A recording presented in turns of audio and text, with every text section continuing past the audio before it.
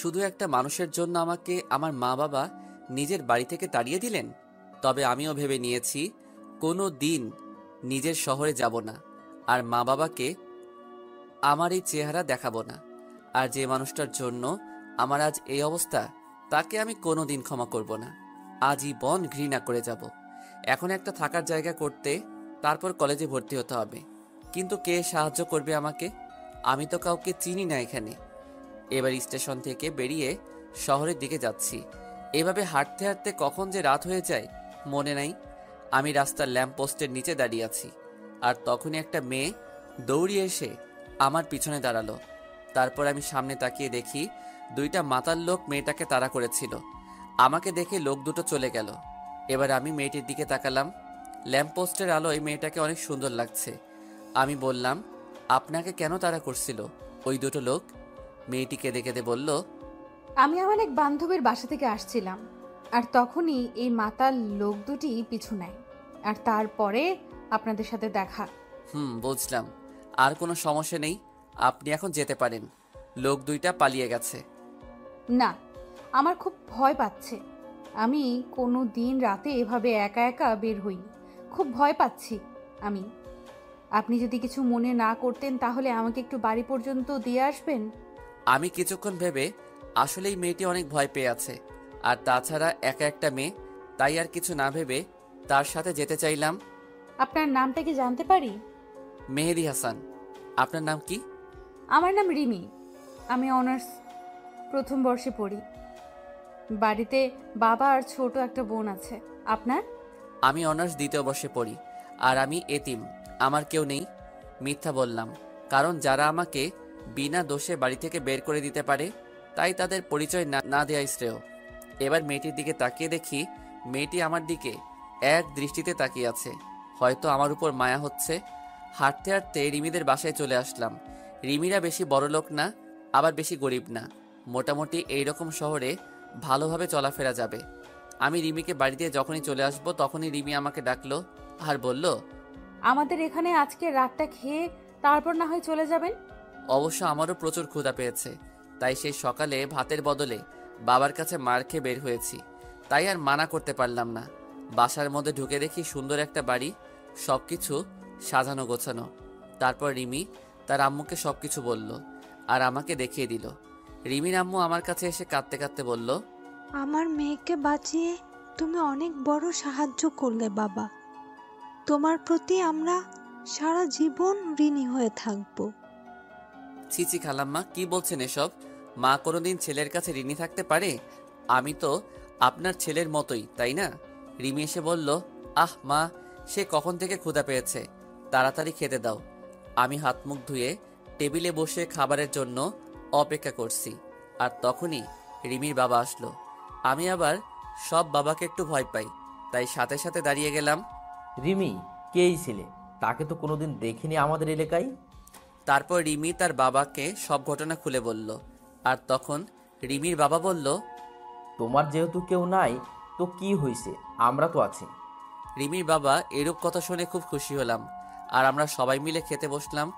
তখন রিমির বাবা বলল, তোমার যখন থাকার কোনো জায়গা নেই, তাহলে আমাদের এখানে থাকবে, আর সকালে কলেজ করবে, আর বিকাল থেকে রাত পর্যন্ত আমার সাথে আমার ব্যবসায় সাহায্য করবে। আমি রিমির বাবার কথা শুনে খুব খুশি হলাম।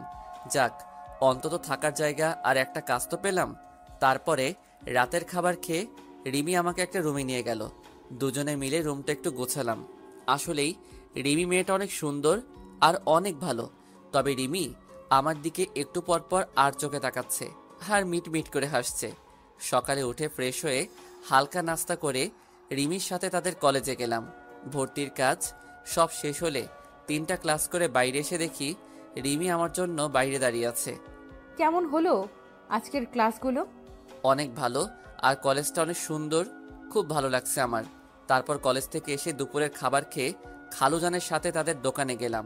খালুর দোকানটা অনেক বড়, তাই আমি খালুর কাজে সাহায্য করলাম। এভাবে চলতে থাকে আমার নতুন জীবন। এখন আমি অনার্স ফাইনাল ইয়ারে, আর রিমি তৃতীয় বর্ষ। রিমির মা বাবা আমাকে অনেক ভালোবাসে, একদম তাদের নিজের ছেলের মতো। আর রিমির ছোট বোনটা তো আমাকে ছাড়া কিছুই বোঝে না, সব সময় ভাইয়া ভাইয়া করে। আমিও তাকে খুব ভালোবাসি। রিমির ছোট বোনের নাম হলো মিনি। তবে রিমির ব্যবহার দেখে আমি খুব অবাক হই। মেয়েটা এত ভালো, আর মাঝে মাঝে রিমির আচরণ দেখে মনে হয় রিমি আমাকে খুব ভালোবাসে। আমার কখন কি লাগবে সব সময় চোখে চোখে রাখবে, কেয়ার করবে, মিষ্টি শাসন করবে। রিমির মিষ্টি শাসন আর কেয়ারগুলো খুব ভালো লাগে। একদিন আমি কলেজে এক মেয়ে বন্ধুর সাথে কথা বলছি আর সামনে গেটের দিকে যাচ্ছি, আর তখনই দেখি সামনে রিমি, কিন্তু তার চোখ দিয়ে অনবরত পানি বের হচ্ছে। আমি আমার বন্ধুর কাছ থেকে বিদায় নিয়ে যেই রিমির কাছে যাব, তখনই ঠাস, রিমি আমাকে অনেক জোরে একটা থাপ্পড় মারলো। থাপ্পড় মেরে রিমি চলে গেল বাসায়, আর আমি মাথা নিচু করে দাঁড়িয়ে আছি। চোখ দিয়ে দুফোঁটা নোনা জল বেরিয়ে আসলো। আবার সেই পুরনো কথা মনে করে দিল। 2 বছর আগে ঠিক একইভাবে আমাকে চড় মেরেছিল আমার এক খুবই কাছের মানুষ। খুব কষ্ট পেয়েছিলাম তখন। রিমি আমাকে থাপ্পড় মারলো, কিন্তু 2 বছর আগে আমাকে এভাবে থাপ্পড় মেরেছিল, তখন 1000 গুণ কষ্ট পেয়েছিলাম। কলেজের পর আমি আর রিমিদের বাড়ি যাইনি। একটা ট্রেন লাইনে বসেছিলাম। বসে থাকতে থাকতে আজ আর খালুর দোকানে যাওয়া হলো না। রিমি আমাকে থাপ্পড় মেরেছে, এই জন্য আমি কষ্ট পাইনি। রিমি আমাকে থাপ্পড় মেরে আমার পুরনো কথা মনে করিয়ে দিয়েছে, তাই খুব কষ্ট হচ্ছে। তাই বসে আছি আর সিগারেট খাচ্ছি। হঠাৎ করে ফোনটা বেজে উঠল। হাতে নিয়ে দেখি রিমি ফোন দিয়েছে। আমি রিসিভ না করে ফোনটা সাইলেন্ট করে রেখে দিলাম। আবার পুরনো কথা ভাবছি। ভাবতে ভাবতে রাত 10টা বেজে গেল। এবার ফোনটা হাতে নিয়ে দেখি খালুজানের 6বার কল দিয়েছেন। আবার ফোন এসেছে খালুর। আমি রিসিভ করলাম। খালু বলল, মেহেদি, তুমি কোথায়? কত টেনশন হচ্ছে, তুমি তাড়াতাড়ি বাসায় আসো। জি খালু, আসছি। কিছুক্ষণ হাঁটার পর বাড়ি চলে আসলাম। কলিং বেল চাপতেই খালা দরজা খুলে দিল। কোথায় ছিলে তুমি বাবা? সে কখন থেকে বসে আছি। যাও হাত মুখ ধুয়ে আসো। জি খালা, আসছি। তারপর ভিতরে ঢুকতেই মিনি, আমার পিচ্চি বোনটা দৌড়িয়ে এসে আমাকে জড়িয়ে ধরে কান্না করছে আর বলছে, ভাইয়া কোথায় ছিলে তুমি? জানো আমি কত কান্না করছি তোমার জন্য, আর আপু এখনো কান্না করছে তুমি আসোনি তাই। আর হবে না আমার পাগলি বোনটি, এবারের মতো ক্ষমা করে দাও আমাকে। কিন্তু রিমি কান্না করছে শুনে খুব খারাপ লাগছে। আমি এবার রিমি রুমের দিকে গেলাম আর রিমি বলে ডাক দিলাম। রিমি আমার দিকে যেই তাকালো আমি তো ভয় পেয়ে গেলাম। রিমির চোখ লাল ও ফুলে আছে, হয়তো কান্না করে এ অবস্থা হয়েছে। এবার রিমি দৌড়িয়ে এসে আমাকে জড়িয়ে ধরে জোরে জোরে কান্না করে দিল। আমি তো বেশ অবাক হলাম। কোথায় ছিলে তুমি? জানো আমি কত টেনশনে ছিলাম। আমি মনে করেছি তুমি আমাদের ছেড়ে চলে গেছো। তুমি আমায় ছেড়ে কোথাও যাবে না, আগে প্রমিস করো। আমি রিমিকে বুক থেকে সরিয়ে দিয়ে বললাম, কোথায় যাব আমি? তোমরা ছাড়া তো আর কেউ নেই আমার, তাহলে কোথায় যাব বলো আমি? মনে থাকে যেন, আর যেখানে যাবে আমাকে বলে যাবে। তাহলে আমাকে কলেজে ওইভাবে সবার সামনে থাপ্পড় মারলে কেন? তাহলে তুমি ওই মেয়েটার সাথে অমনভাবে হেসে কথা বলছিলে কেন? তুমি জানো কতটা কষ্ট হয়েছিল? কই হেসে কথা বলছি? আর ও তো আমার ক্লাসমেট, ওর সাথে তো কথা বলতেই পারি। আর ওর সাথে কথা বলেছি তো তোমার কি? আমার কি মানে? আমি তোমাকে ভালোবাসি। আমি নিজের জীবনের থেকেও তোমাকে ভালোবাসি। তোমার সরলতাকে আমি ভালোবেসে ফেলেছি। এবার আমি রিমির থেকে এক ঝাটকায় দূরে সরে আসলাম। কি বলছো এসব তুমি? জানো তুমি কি বলছো? আরে হয় না রিমি, আমি একজন এতিম। তোমার বাবা আমাকে আশ্রয় দিয়েছেন, আমি তার সাথে বিশ্বাসঘাতকতা করতে পারবো না।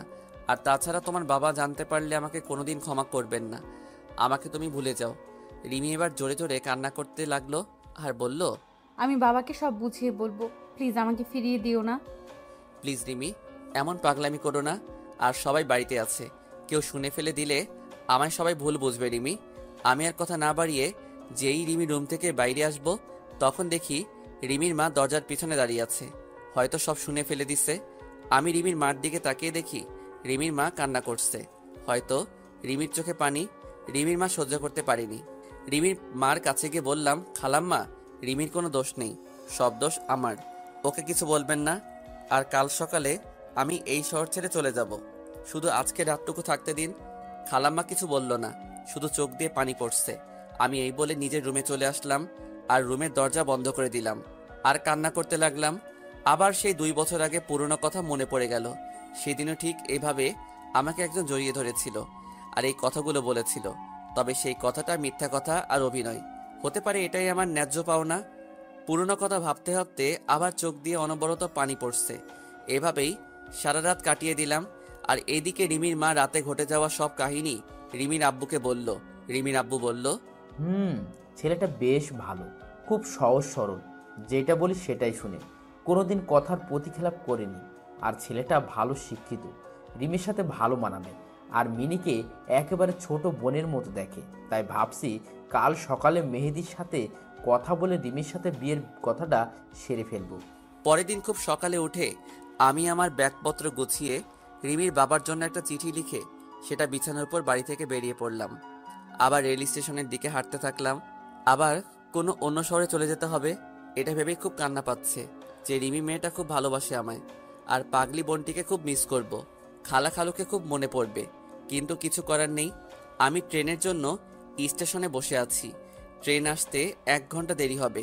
আর এদিকে রিমির মা ঘুম থেকে উঠে রিমির কাছে গিয়ে কাল রাতের কথা সব বলল রিমির কাছে। রিমি তা শুনে প্রায় পাগলের মতো হয়ে গেল খুশিতে, তার মাকে জড়িয়ে ধরল। এবার রিমি দৌড়িয়ে মেহেদি রুমে গেল, আর যখনই দরজায় নক করতে যাবে তখন দেখে দরজা খোলা রয়েছে।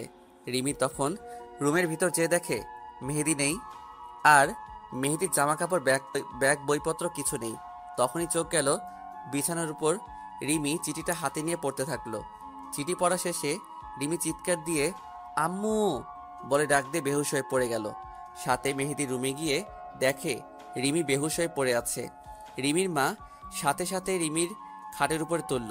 রিমির বাবা রিমির হাতে একটা কাগজ দেখলো, আর কাগজটা খুলে দেখে একটা চিঠি।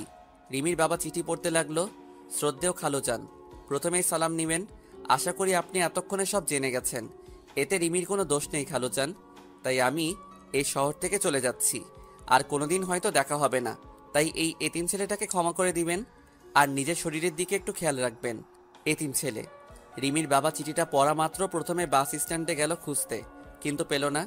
তারপর রেল স্টেশনের দিকে গেল, আর তখন দেখলো মেহেদি একটা বেঞ্চের উপরে মাথা নিচু করে বসে আছে।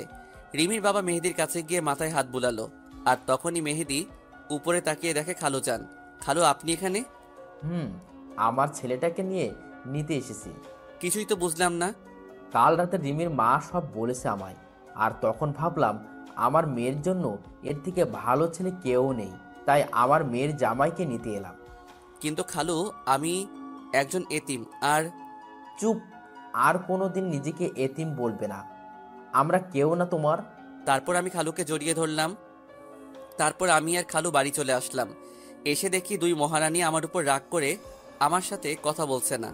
আমি প্রথমে মিনির কাছে গেলাম, তারপর আমার বোনটিকে কোলে তুলে নিলাম, আর যেই 2 গালে 2টা পাপ্পি দিয়েছি, আর অমনি হেসে দিল। যাক বাবা, ছোটটার তো রাগ ভাঙাতে পারলাম, এখন বড়টাকে দেখতে হবে। আমি রিমির রুমে গেলাম, যে দেখি রিমির চোখ লাল হয়ে আছে। বুঝতে পারলাম খুব কান্না করছে। আমি চলে যাওয়ার পর আমি এবার রিমির সামনে গিয়ে বললাম, সরি রিমি, আর কোনোদিন তোমায় ছেড়ে যাব না। দেখলাম রিমির কোনো পাত্তাই নেই, তাই রিমির হাত ধরে সোজা আমার বুকে টেনে নিলাম।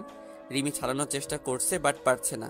প্লিজ রিমি, আমায় তুমি ক্ষমা করে দাও, কথা দিচ্ছি আর কোনোদিন তোমায় ছেড়ে যাব না। না, তোমার কোনো ক্ষমা নেই, আর আমি আপনাকে ভালোবাসি না। সত্যি ভালোবাসো না? না। তাহলে আর কি করা, আবার চলে যাই, আর কোনোদিন আসবো না। এই কথা বলে যেই আসতে যাব, আর তখনই রিমি আমাকে শক্ত করে জড়িয়ে ধরল। আমি তোমাকে কোনো দিন যেতে দেব না, তোমাকে শক্ত করে জড়িয়ে ধরে রাখবো। আমিও পাগলিটাকে শক্ত করে জড়িয়ে ধরলাম। হঠাৎ করে রিমির ছোট বোন মিনি চলে আসলো।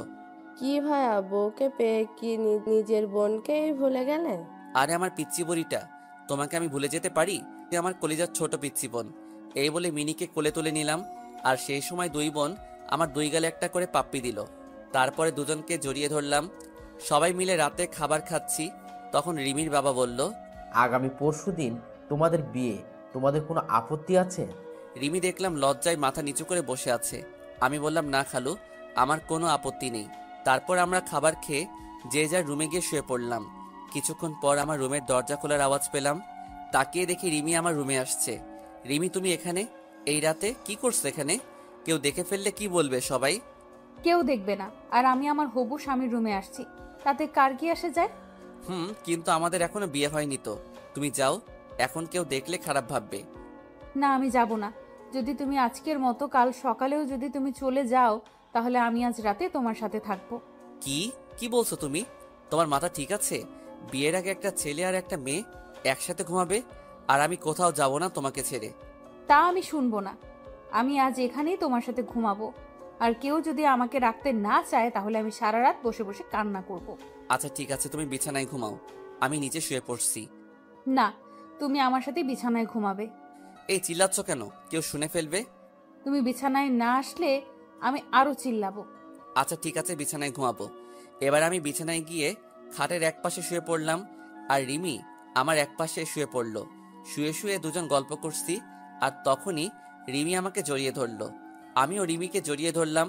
তারপর রিমি মুখ উঠিয়ে আমার দিকে এক দৃষ্টিতে তাকিয়ে আছে, আর আস্তে আস্তে রিমি আমার এত কাছে চলে আসলো, রিমির নিঃশ্বাসের শব্দ শোনা যাচ্ছে, আর গরম নিঃশ্বাস আমার মুখে আশ্রিয়ে পড়ছে। তারপর রিমি আমার ঠোঁটে ঠোঁট রাখলো। সে কি অনুভূতি, আপনারা না করলে কেউ বুঝতে পারবেন না। এভাবে প্রায় 8 মিনিট কিস করার পর রিমি আমাকে ছেড়ে দিল। দুজনে তখন প্রায় পাগলের মতো হাঁপাচ্ছি। তারপর রিমি আমার বুকে মাথা রাখলো আর বলল, কখনো আমাকে ছেড়ে চলে যাবে না তো? না পাগলি, আমি তোমাকে ছেড়ে কখনো যাব না।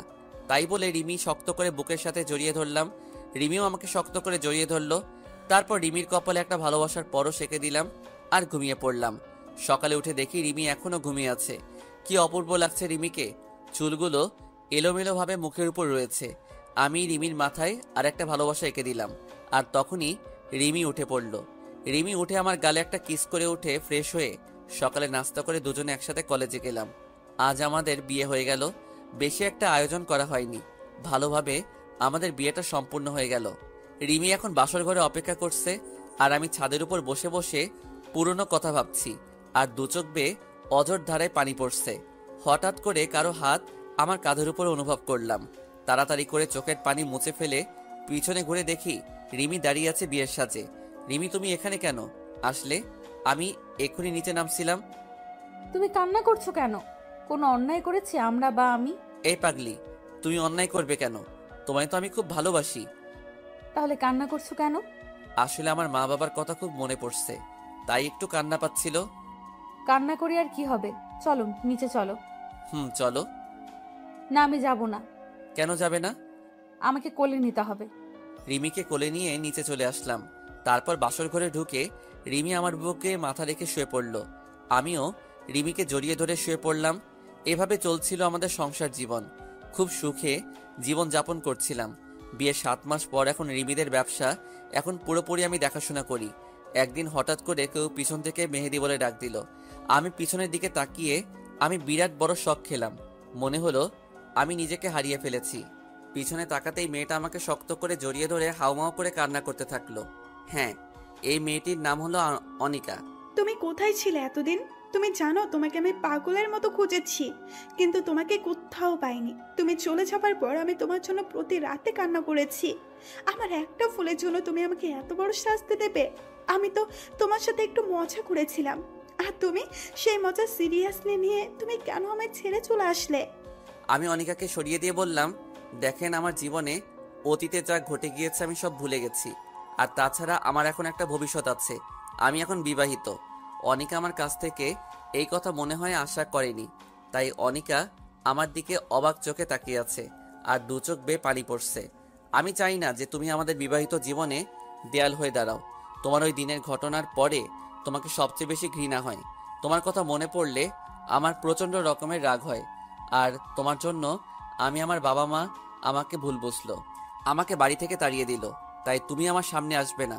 তোমাকে আমার একদম সহ্য হয় না। তাই তুমি না আসলে আমি বেশি খুশি হব। অনিকা কান্না করতে করতে চলে গেল। আমি হঠাৎ করে পিছনে তাকিয়ে দেখি রিমি দাঁড়িয়ে, আর রিমির চোখ দিয়ে টপ টপ করে পানি পড়ছে। হয়তো রিমি সব শুনে ফেলেছে।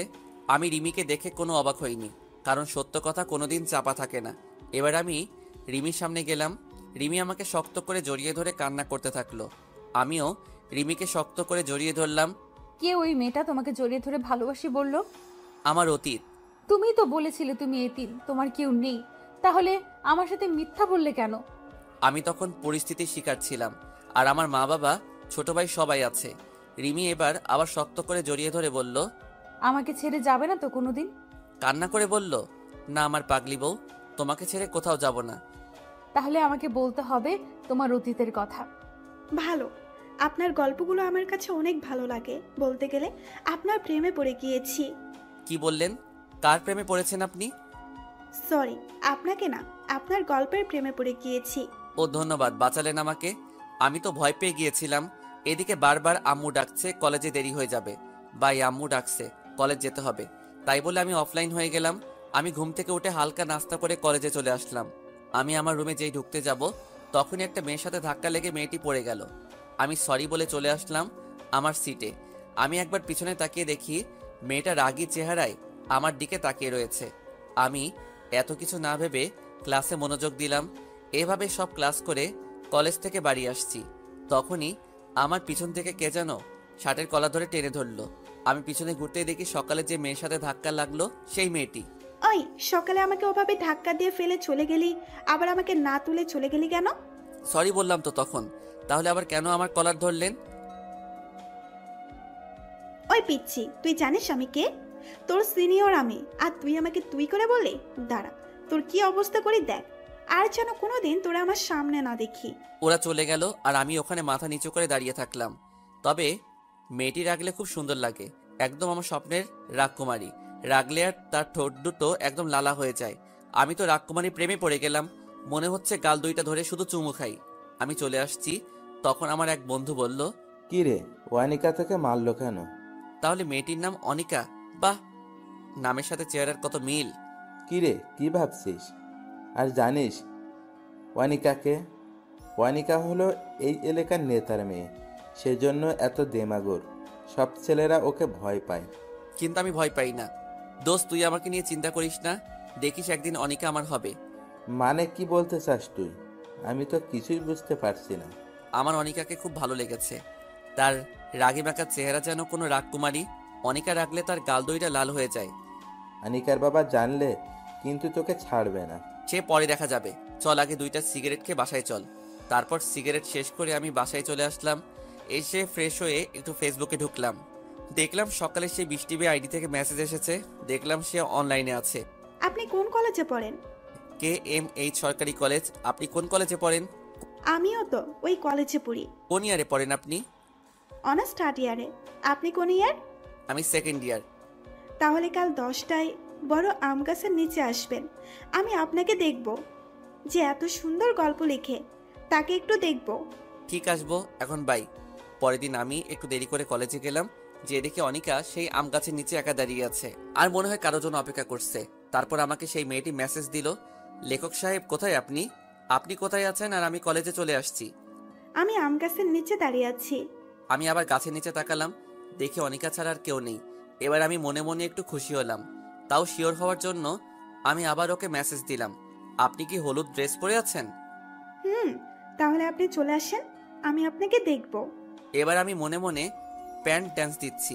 আমি লুঙ্গি পরিনি, তাই প্যান্ট পরে একটু ড্যান্স দিলাম। তখন আমি ভাবলাম, ওকে এভাবে দেখা দেওয়া যাবে না, আমাকে সবার সামনে চড় মারা, তাই না? এবার দেখো আমি কি করি ম্যাডাম। আমি আপনার সাথে দেখা করতে পারবো না। কেন পারবেন না? আমি কি কোনো অপরাধ করেছি? আপনার অনেক দোষ আছে। কি অপরাধ বলেন? যদি সত্যি আমি কোনো অপরাধ করে থাকি, তাহলে সেগুলো আমি সব শুধরিয়ে নিব। তুমি তোমার বাবার পাওয়ার কলেজে দেখাতে পারবে না, আর সবার সাথে ভালো ব্যবহার করতে হবে। আর গতকাল যাকে কলেজ শেষে চড় মারছো তাকে সরি বলতে হবে, আর তার ফ্রেন্ডশিপ করতে হবে। যদি এসব কথা মানতে পারো তাহলে আমার সাথে তুমি দেখা করতে পারবে। আমি রাজি, আমি সব করতে পারবো। তারপর আমি ক্লাসরুমে যাচ্ছি, তখন অনিকা আমার সামনে আসলো। কাল তোকে চর মারার জন্য সরি, আর আমরা কি ফ্রেন্ড হতে পারি? এবার আমি না করে দিলাম, অনিকাকে একটু ভোগাতে হবে। আমিও কম কিসের, আমাকে চর মারা, তাই না? এবার দেখবে কত ধানে কত চাল। কেন করব না আমার সাথে বন্ধু? আরে আমি বললাম তো, কালকের জন্য সরি। আমি আপনার সাথে বন্ধুত্ব করব না। আপনি একটু ভালো না, সবসময় ছেলেদের সাথে খারাপ ব্যবহার করেন। যদি আবার আমার সাথে করেন? আমি বললাম তো সরি। আর কালকে আমার মাথা ঠিক ছিল না, একটু রাগ করে বাসা থেকে বের হয়েছিলাম, তাই তোকে ওই চটটা মারছিলাম। ও, তাহলে ওনের উপর রাগ আমার উপর ঝাড়লেন? আমি আসলেই সরি। আর কোনোদিন তোকে কেন আর কোনো ছেলেকে মারবো না। এবার তো আমার সাথে বন্ধুত্ব কর। ওকে বন্ধু করতে পারি, কিন্তু আমার একটা শর্ত আছে। কি সত্য বল? আমি যা বলবো তাই শুনতে হবে, আর এইসব ছেলেদের কাপড় পরা যাবে না, আর সবার সাথে ভালো আচরণ করতে হবে। ওই পিচ্ছি, তুই আমার হুকুম করার কে? আর আমি তোর কথা মানতে পারবো না। ওকে, তাহলে আমিও তোমার সাথে বন্ধুত্ব করতে পারবো না। আচ্ছা, তোর সত্ত্বে আমি রাজি। আচ্ছা, আমি এখন ক্লাসরুমে যাই। আর হ্যাঁ, আর একটা কথা, কলেজ শেষে আমার জন্য দাঁড়িয়ে থাকবা, একটা কাজ আছে। তাই বলে আমি ক্লাসরুমে চলে আসলাম। আসলে অনেকে জানে না যে ফেসবুকের মেহেদি হাসান আর আমি একই মানুষ। আসলে কোনোদিন পিক দেইনি তো, তাই চিনতে পারিনি। এসে দেখি স্যার এখনও ক্লাসে আসেনি, তাই একটু ফেসবুকে ঢুকলাম। ফেসবুকে ঢুকে দেখি অনিকা মেসেজ দিয়েছে আর অ্যাক্টিভও আছে। তুমি যা বলছো আমি তাই করেছি। আমি ওই ছেলেটার সাথে বন্ধুত্ব করেছি। এবার তো তুমি আমার সাথে দেখা করো। আমি বলেছি তো, আমার যখন সময় হবে তখন আমি নিজেই তোমার সাথে দেখা করব। তোমাকে যে কাজটুকু করতে দেওয়া হয়েছে সেইটুকু আগে করো। তাই বলে আমি অফলাইন হয়ে গেলাম আর ক্লাসে মনোযোগ দিলাম। ক্লাস শেষে আমি বাইরে এসে দেখি অনিকা একা একা সেই বড় আম গাছটার নিচে দাঁড়িয়ে আছে। আমি অনিকার কাছে গিয়ে বললাম, চলো আজ দুজন মিলে ঘুরতে যাব আর ভালো একটা রেস্টুরেন্টে দুপুরে খাবার খাবো। অনিকা আমার কথা শুনে সোজা আমার কলার ধরে বলল, কি বললি তুই? আমি তোর সাথে ঘুরতে যাব? তুই ভাবলি কি করে? ঘুরতে না গেলে বন্ধুত্ব আমি করব না তোমার সাথে। তারপর অনিকা কিছুক্ষণ ভেবে বলল, ওকে আমি রাজি। তারপর আমি আর অনিকা একটা রিকশায় উঠে চলে আসলাম একটা নদীর তীরে। রিকশায় আসার সময় অনিকা আমার সাথে একটা কথাও বলেনি। তারপর আমরা একটা নদীর তীরে চলে আসলাম। অনিকা নদীর তীরে দাঁড়িয়ে আছে আর অনিকার চুলগুলো বাতাসে এলোমেলোভাবে উড়ে বেড়াচ্ছে। আর অনিকা সেই চুলগুলো কানের কাছে নিয়ে এসে বারবার চুল ঠিক করতে ব্যস্ত হয়ে পড়ছে। আহ, অনিকাকে কি সুন্দর লাগছে! মনে হচ্ছে আমি পিছন থেকে আলতো করে জড়িয়ে ধরে হাজারবার আমি তোমাকে ভালোবাসি বলতে ইচ্ছে করছে, কিন্তু ইচ্ছা থাকলে উপায় নেই। অনিকা বলল, ওই, তোর নাম কি? আমার নাম মেহেদি হাসান। তারপর অনিকা আমার দিকে কেমন দৃষ্টিতে তাকিয়ে রইল। তারপর আরেকটু ঘোরাঘুরি করে চলে আসলাম একটা রেস্টুরেন্টে গিয়ে। তারপর কিছু খাবার খেয়ে যে যার বাড়ি চলে আসলাম। বাড়ি এসে ফ্রেশ হয়ে বিকালে বন্ধুদের সাথে একটু আড্ডা দিচ্ছি আর সিগারেট টানছি। আসলে আমি একটু একটু সিগারেট টানি। আর রাতের খাবার খেয়ে শুয়ে শুয়ে ফেসবুকে লগ ইন করে অনিকার সাথে কিছু কথা বলে ঘুমিয়ে পড়লাম। পরের দিন সকালে ঘুম থেকে উঠে ফ্রেশ হয়ে কলেজে চলে আসলাম। কলেজে এসে দেখি অনিকা এখনো আসেনি, তাই একটু বন্ধুদের সাথে আড্ডা দিচ্ছি। তখনই অনিকা আসলো। অনিকাকে আজকাল ড্রেস পরে অনেক সুন্দর লাগছে, মনে হচ্ছে আমার স্বপ্নের রাজকুমারী। তারপরে অনিকা তার বান্ধবীদের কাছে গেল আর মোবাইলের দিকে তাকিয়ে আছে, মনে হয় ফেসবুকে অ্যাক্টিভ আছে। তাই আমিও ফেসবুকে লগ ইন করলাম আর মেসেজ দিলাম, আজ তোমাকে অনেক সুন্দর লাগছে। এমনভাবে কলেজে আসলে তো আমি তোমার প্রেমে পড়ে যাব। আর তুমি চোখে কাজল দাওনি কেন? এর পরের বার যেন দুই চোখে কাজল পড়তে ভুল না হয়। এবার দেখি অনিকা আশেপাশে হয়রানি হয়ে আমাকে খুঁজছে, কিন্তু পাচ্ছে না।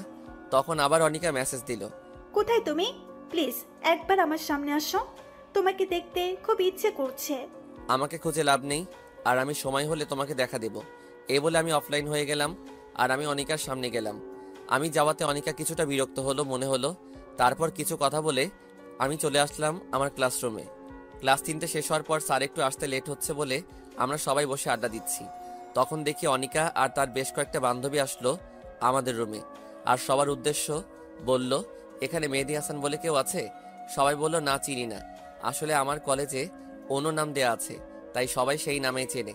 আর মেহেদি হাসান এই নামটি আমার কয়েকটা বন্ধু ছাড়া কেউ জানে না। তারপর অনিকা মোবাইলটা বের করে আমার আইডিটা বের করে বলল, এই আইডিটা কে চিনো? এই আইডিটা মেহেদি হাসানের। আর মেহেদি হাসান আমাদের কলেজে পড়ে, কেউ জানতে পারলে আমাকে জানাবে। আর তখনই আমাদের ক্লাসে সেরা সুন্দরী বলল, এই মেহেদি হাসান আমাদের কলেজে পড়ে? আমি তো ভাবতেই পারছি না। আমি মেহেদি হাসানের বিরাট বড় একটা ফ্যান। মেহেদির সব গল্প আমি পড়ি। মেহেদিকে যদি কখনো কেউ খুঁজে পান তাহলে আমাকে একটু জানাবেন প্লিজ আপু, প্লিজ। আমি তো অবাক।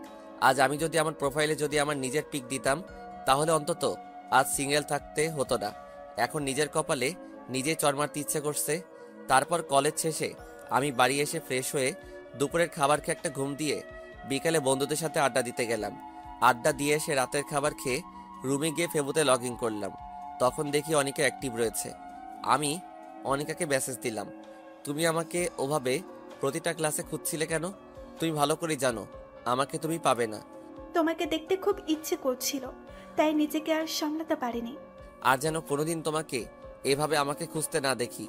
আমার সময় হলে আমি নিজেই তোমার সাথে দেখা করে নেব। আর কিছু না বলে চ্যাট অফ করে ঘুমিয়ে পড়লাম। এভাবে আমার আর অনিকার মেসেঞ্জারে নিয়মিত কথা হয়। অনিকা আমাকে অনেক কেয়ার করে, অনেক শাসন করে। অনিকা মনে হয় আমাকে ভালোবাসে। অনিকার কথাতে অনেক বুঝতে পারি যে অনিকা আমাকে ভালোবাসে। আর এদিকে অনিকার সাথে আমার ভালোই বন্ধুত্ব তৈরি হয়েছে। আমাকে দেখে আর বিরক্ত হয় না। আজ কলেজ শেষে বিকালে বন্ধুদের সাথে আড্ডা দিতে গেছি। আর আমার এক বন্ধুর সাথে কোনো একটা বিষয় নিয়ে অনেক কথা কাটাকাটি হয়। তাই আমি রাগ করে বাড়ি চলে আসলাম। এসে কিছুই ভালো লাগছে না, তাই ঘুমিয়ে পড়লাম। আজ আর অনিকার সাথে কথা হলো না। এভাবে 2 দিন আমি কলেজে যাইনি, আর ফেসবুকে লগ ইন করিনি। আজ 2 দিন পর আমি কলেজে যাচ্ছি। কলেজের গেট দিয়ে ঢুকতে যাব, তখনই দেখি অনিকা গেটের কাছে দাঁড়িয়ে আছে। আমি অনিকার চোখের দিকে তাকিয়ে রীতিমতো ভয় পেয়ে গেছি। চোখ দুটো লাল আর ফুলে আছে, মনে হয় 2 দিন ধরে শুধু কান্না করছে। অনিকা, তোমার কি হয়েছে? তোমার চোখ ফুলে আছে কেন? তারপর অনিকা সোজা আমার কলার ধরে টানতে টানতে 5তলা একটা বিল্ডিংয়ে নিয়ে যায়। এখানে সাধারণত কেউ আসে না, আর কোনো ক্লাসও হয় না। কি ব্যাপার, তুমি আমাকে এখানে নিয়ে আসলে কেন? তুই ভেবেছিস কি? হ্যাঁ, তোকে আমি খুঁজে পাবো না? তুই আমার সাথে খেলা করেছিস। তুই আমাকে ইমোশনাল করেছিস, আমাকে ব্ল্যাকমেল করে আমাকে কান্না আর কষ্ট দুটাই করিয়েছিস। কি বলছো তুমি? আমি তো কিছুই বুঝতে পারছি না। আর তুমি কান্না করছো কেন? ওই, আমি কি বলছি? মানে তুই কিছুই বুঝতে পারিস না? তোকে আমি ভালোবাসি, তুই বুঝিস না? তোকে এত কেয়ার করি, এত শাসন করি, কি জন্য করি তুই জানিস না? আর এসব করে কাদের, যারা নিজের জীবনের থেকেও তাদের কাছে প্রিয়, তাদের কেয়ার করে। তুই কেন বুঝিস না? আমি তোকে অনেক ভালোবাসি। আমিও তোকে অনেক ভালোবাসি রে পাগলি। সেই জন্যই তো তোর সাথে বেশি কথা বলতাম। এবার অনিকা দৌড়িয়ে এসে আমাকে শক্ত করে জড়িয়ে ধরলো। আমিও আমার পাগড়িটাকে শক্ত করে জড়িয়ে ধরলাম। তুমি আমার সাথে কেন এমন করলে? তুমি কেন সেদিন আমার সামনে আসোনি বলো? আমি এমন করেছি কারণ সেদিন তুমি আমাকে সবার সামনে চড় মেরেছিলে, আর তোমার অহংকার ভেঙে ফেলার জন্য। I love you Babu. I love you two বাবু। এভাবে কিছুক্ষণ থাকার পরে দেখি অনিকার বাবা, অনিকার বড় ভাই আর আমার সেই বন্ধু চলে আসছে। আমি সাথে সাথে অনিকাকে ছেড়ে দিলাম। আর অনিকার বাবা বড় একটা নেতা। এবার অনিকার ভাই আরও কিছু লোকজন আমাকে মাটিতে লাথি মারতে লাগলো। আর অনিকার বাবা অনিকাকে টানতে টানতে নিয়ে গেল। আর এদিকে মার খাওয়ার জন্য আমার নাক মুখ দিয়ে অনেক রক্ত পড়তে লাগলো। তবু তারা একভাবে মেরেই যাচ্ছে। কখন যে বেহুশ হয়ে গিয়েছি মার খেতে খেতে। আমি বেহুশ হয়ে যাওয়ার পরেও মনে হয় আমাকে অনেক মেরেছে। তারপর আমার যখন জ্ঞান ফিরল, তখন আমি নিজেকে প্রিন্সিপালের অফিসে আবিষ্কার করলাম। আস্তে আস্তে যখন চোখ খুললাম, তখন সামনে দেখি অনিকা, অনিকার আব্বু আর তার বড় ভাই আছে। আর এদিকে দেখি আমার আব্বু আর আমার আম্মু রয়েছে। আম্মু আমাকে চোখ খুলতে দেখে একভাবে কান্না করেই যাচ্ছে। খুব কষ্ট হচ্ছে উঠতে, শরীরে খুব ব্যথা, কোনোভাবেই উঠতে পারছি না। তখন আমার মা আমাকে সাহায্য করতে আসছিল, তখন বাবা মা আটকিয়ে দিল। আব্বু মনে হয় আমার উপর অনেক রাগ করে আছেন। এবার আমি অনিকার দিকে তাকালাম, দেখি অনিকা চুপ করে মাথা নিচু করে দাঁড়িয়ে আছে, আর চোখ দুইটা লাল ও ফুলে আছে। এবার অনিকার বাবা বলা শুরু করলো, দেখুন প্রিন্সিপাল সাহেব, আমি আপনাকে অনেক সম্মান করি, সেহেতু আপনার উপর কোনো কথা বলবো না। আমি এই ছেলে আমার মেয়েকে গত 6 মাস ডিস্টার্ব করছে আর বারবার প্রেমের প্রস্তাব দিয়েছে। আমার মেয়ে যখন তার কথায় রাজি হয়নি, তখন সে আমার মেয়েকে একা ডেকে নিয়ে গিয়ে ধস্তাধস্তি করার চেষ্টা করে। এখন আপনি যা মনে করেন তাই বিচার করুন। চাইলে আমার মেয়ে আনিকাকে প্রশ্ন করতে পারেন। আমার কথা বলার কোনো শক্তি নেই, খুব পানি তৃষ্ণা পেয়েছে, গলা একদম শুকিয়ে গেছে, কোনো কথা বলতে পারলাম না। এবার আমাদের প্রিন্সিপাল অনিকাকে প্রশ্ন করলো, অনিকা মামনি, তোমার বাবা যা বলল সব কি সত্যি কথা? মাথা নিচু করে চুপ করে আছে। তুমি ভয় পাচ্ছ মামনি? এখানে ভয় পাওয়ার কি আছে? তুমি নির্ভয়ে বলো মামনি, কেউ তোমাকে কিছু বলবে না। আমি নিশ্চিত ছিলাম যে অনিকা আমাকে ভালোবাসে, সে মিথ্যা বলবে না। কিন্তু অনিকা আমার ভালোবাসাকে অপমান করলো, আমার বিশ্বাসকে মাটি চাপা দিল, আমাকে মিথ্যা অপবাদে ফাঁসিয়ে দিল, যা আমি কোনোদিন অনিকার কাছ থেকে আশা করিনি। হ্যাঁ স্যার, ওই ছোট লোকের বাচ্চা আমাকে প্রতিদিন ডিস্টার্ব করতো। আমি প্রতিদিন মানা করার পরেও আমাকে প্রতিদিন ডিস্টার্ব করতো। আজ আমি ওকে চর মারতে গিয়েছি, তখন আমাকে টানতে টানতে 5তলায় নিয়ে গিয়ে আমাকে হু হু হু করে কেঁদে দিল, চিৎকার করে বলল। আমি অনিকার কথা শুনে আমার মাথায় আকাশ ভেঙে পড়ল। আমি এক দৃষ্টিতে অনিকার দিকে তাকিয়ে আছি। অনিকা আমাকে এভাবে মিথ্যা অপবাদ দেবে আমি কখনো স্বপ্নেও ভাবতে পারিনি। অনিকার কথা শুনে আমার ভীষণ কষ্ট হচ্ছে। আমার বুকের মধ্যে অজানা একটা ব্যথা উঠল। মেহেদি, তোমার থেকে আমি এরকম আশা করিনি। তোমাকে এখন এই কলেজ ছেড়ে চলে যেতে হবে, তাও আবার বিনা নোটিশে। আমি স্যারের কথা খুব বেশি একটা কষ্ট পাইনি, যতটুকু কষ্ট অনিকার আচরণে পেয়েছি। আমার বাবা মা কোনো কথা বলেনি, মাথা নিচু করে দাঁড়িয়ে আছে, আর আমার মা কান্না করেই যাচ্ছে। বাবা মা আমাকে রেখে তারা বাড়ি চলে আসলো, আর অনিকাকে তার বাবা আর ভাই নিয়ে গেল। অনিকা আমার দিকে অবাক দৃষ্টিতে তাকিয়ে আছে, কিন্তু তার এইভাবে তাকানো দেখে অনিকার প্রতি আমার প্রচণ্ড ঘৃণা হতে লাগলো। হ্যাঁ, এই মেয়েকে আমি সবচেয়ে বেশি ঘৃণা করি। সে আমাকে এভাবে ঠকাতে পারলো, কিভাবে পারলো এই কাজটা অনিকা? আমি আবার কান্না শুরু করে দিলাম। তখন আমার বেস্ট ফ্রেন্ড এসে আমাকে ধরে উঠালো, কিন্তু আমার উঠার শক্তিটুকু নেই, প্রচণ্ড কষ্ট হচ্ছে উঠতে। তারপর রাজু আর আমার আর একটা বন্ধু আমার বাড়ি নিয়ে এলো। বাড়ি আসতেই বাবার হুঙ্কার শুনতে পেলাম। এই জানোয়ারটাকে কেন নিয়ে এসেছিস? এই হারামির বাচ্চাটার কোনো জায়গা নেই আমার বাড়িতে। আজ তোর জন্য আমার মান সম্মান শেষ করে দিয়েছিস। তোর জন্য এই প্রথম আমার মাথা নিচু হয়েছে। তোকে আমার ছেলে হিসেবে পরিচয় দিতে ঘৃণা হচ্ছে। তোর এই বাড়ি কোনো জায়গা নেই, তুই বেরিয়ে যা আমার বাড়ি থেকে। আজ থেকে আমার কোনো ছেলে নেই, তুই বেরিয়ে যা আমার বাড়ি থেকে। মা কয়েকবার বাবাকে বোঝানোর চেষ্টা করছে, কিন্তু লাভ হলো না। আমার মাকে শেষবারের মতো কথা বলতে দিল না। আমি কান্না করতে করতে চলে আসলাম বন্ধুদের সাথে বন্ধুর বাড়ি। আমি যদি সুস্থ থাকতাম তাহলে আমার বাবাও মনে হয় মারত, কিন্তু আমার এই অবস্থা দেখে হয়তো আমাকে আর মারিনি। আজ থেকে আমি এতিম হয়ে গেলাম, কেউ নেই আমার এই পৃথিবীতে। সবাই আমাকে ভুল বুঝে অবহেলা করলো। সবকিছু মেনে নেওয়া যায়, কিন্তু আপনজনের অবহেলা মেনে নেওয়া যায় না। প্রচণ্ড কষ্ট হচ্ছে আমার, এক পা হাঁটার শক্তি নেই আমার। সব বন্ধুরা আমাকে সাহায্য করে। আমার বন্ধু রাজু তার বাসায় নিয়ে আসলো। রাজু সব জানতো আমার আর অনিকার ব্যাপারে। আমি কিছুদিন রাজুদের বাসায় থেকে সুস্থ হয়ে নিলাম। আমার প্রতি রাতে প্রচণ্ড কান্না পেত, সেই কান্না দেখার মতো কেউ নেই। অনিকার প্রতি আমার প্রচণ্ড ঘৃণা জন্মেছে, আর আমার বাবার প্রতি খুব অভিমান সৃষ্টি হলো। আজ 15 দিন পর একটু সুস্থ হলাম, তাই আমি আমার বন্ধু রাজুর সাথে কলেজে গেলাম টিসি নিয়ে আসতে। আমি আস্তে আস্তে গেট দিয়ে ঢুকলাম। সবাই কেমন করে যেন আমার দিকে তাকিয়ে আছে। একটু সামনে যেতে দেখি অনিকা আমার সামনে দাঁড়িয়ে আছে। আমার তখন রাগটা চরমে উঠে গেল। আমি রাগটাকে কন্ট্রোল করে পাশ কাটিয়ে চলে আসতে যাব, তখনই অনিকা আমার পিছনে থেকে জড়িয়ে ধরলো। এক ঝাটকে অনিকাকে সরিয়ে দিলাম। মেহেদি, আমার কথাটা শোনো প্লিজ। সেখানে আমার কোনো চুপ, আর একটা কথা বলবে না। তোমায় নিজের থেকেও বেশি ভালোবাসতাম। সেদিন তোমার বলা কথাগুলো শুনে আমি প্রায় মৃত হয়ে গেছি। তোমার জন্য আমার মা বাবা আমাকে ভুল বুঝে বাসা থেকে বের করে দিয়েছে। তোমার জন্য আমার বাবা মার সম্মান নষ্ট হয়েছে। কি চাও তুমি বলো? এই ছোট লোকের বাচ্চাটার মৃত্যু চাও তুমি? ওকে, মরে যাব আমি, তার আগে তুমি তোমার এই চেহারা আমাকে আর দেখাবে না। আর তোমাকে আগে আমি নিজের থেকে ভালোবাসতাম, আর এখন আমি পৃথিবীর সব থেকে বেশি ঘৃণা করি তোমাকে। তোমার ওই মিথ্যা আড়ালে ছলনাময় চেহারা আমাকে আর দেখাবে না, আর আমার এই ছোট লোকের বাচ্চার চেহারা তোমাকে আর কোনোদিন দেখাবো না। তাই আমি টিসি নিতে আসছি। আমি অনিকাকে কিছু না বলে প্রিন্সিপালের রুমে চলে আসলাম। তবে অনিকা আমাকে অনেক কিছু বলতে চেয়েছিল, আমি কিছু বলতে দেইনি। কি হবে ওর ছলনাময়ের কথা শুনে? যদি আবার ওর ওপর মায়া বাড়ে? আমি প্রিন্সিপালের রুম থেকে চলে আসলাম। অনিকা আমাকে কয়েকবার আমাকে ডাকলো, আমি না শুনে চলে আসলাম রাজুর বাসায়। দুপুরে খেয়ে ঘুমিয়ে আছি, তখন হঠাৎ করে কেউ আমার শার্টের কলার ধরে টানতে টানতে বাইরে নিয়ে আসলো।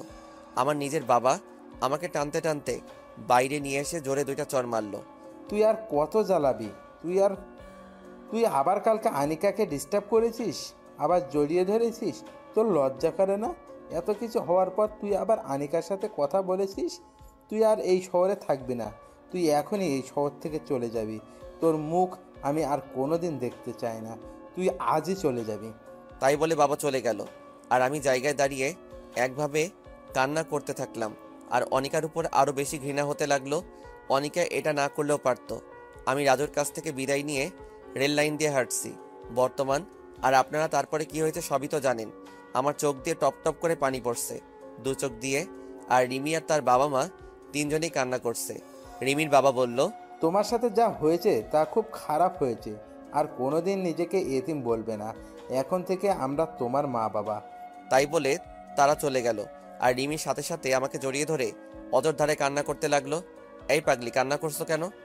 তোমার জীবনের এত কিছু ঘটে গেল, আর তুমি আমাকে একদিনও বললে না? আমি কি তোমার এতই পর? এবার আমি রিমিকে বাহুডোরে শক্ত করে জড়িয়ে বললাম, তুমি শুনে কষ্ট হবে বলে আমি বলিনি। এখন চলো, ঘুমাতে হবে। ছাড়ো আমাকে, চলো রুমে যাই। না, ছাড়বো না। আমি তোমাকে সারা দিন জড়িয়ে ধরে রাখবো। কাল থেকে ব্যবসা দেখা বন্ধ। তোমাকে আমি সারা সময় জড়িয়ে ধরে রাখবো। আমি পাগলিটার কথা শুনে হাসছি। কত ভালোবাসে পাগলিটা আমাকে। তারপর রিমিকে কোলে তুলে নিয়ে রুমে আসলাম আর শুয়ে পড়লাম। তবে রিমি আমার বুকে মাথা দিয়ে শুয়ে পড়ল। যদি কোনোদিন আনিকা এসে আমার কাছ থেকে তোমাকে নিয়ে যেতে আসে, তুমি তাহলে চলে যাবে? তুই ভাবলে কিভাবে? যার জন্য আমার জীবনের সবকিছু হারিয়েছি তাকে ঘৃণা ছাড়া ভালোবাসা যায় না।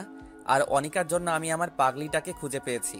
তারপর রিমি আমার বুকে ঘুমিয়ে পড়ল আর আমি রিমির মাথায় হাত বুলিয়ে দিচ্ছি। তখন মনে পড়ল অনিকা এখানে কি করতে এসেছিল। আর আমার নতুন জায়গা সব জেনে গেল। একমাত্র সেই জানে তার মনে কি আছে। আবার যদি আমার রিমিকে আমার কাছ থেকে ছিনিয়ে নেয়। তখন রাজুর কথা খুব মনে পড়ল।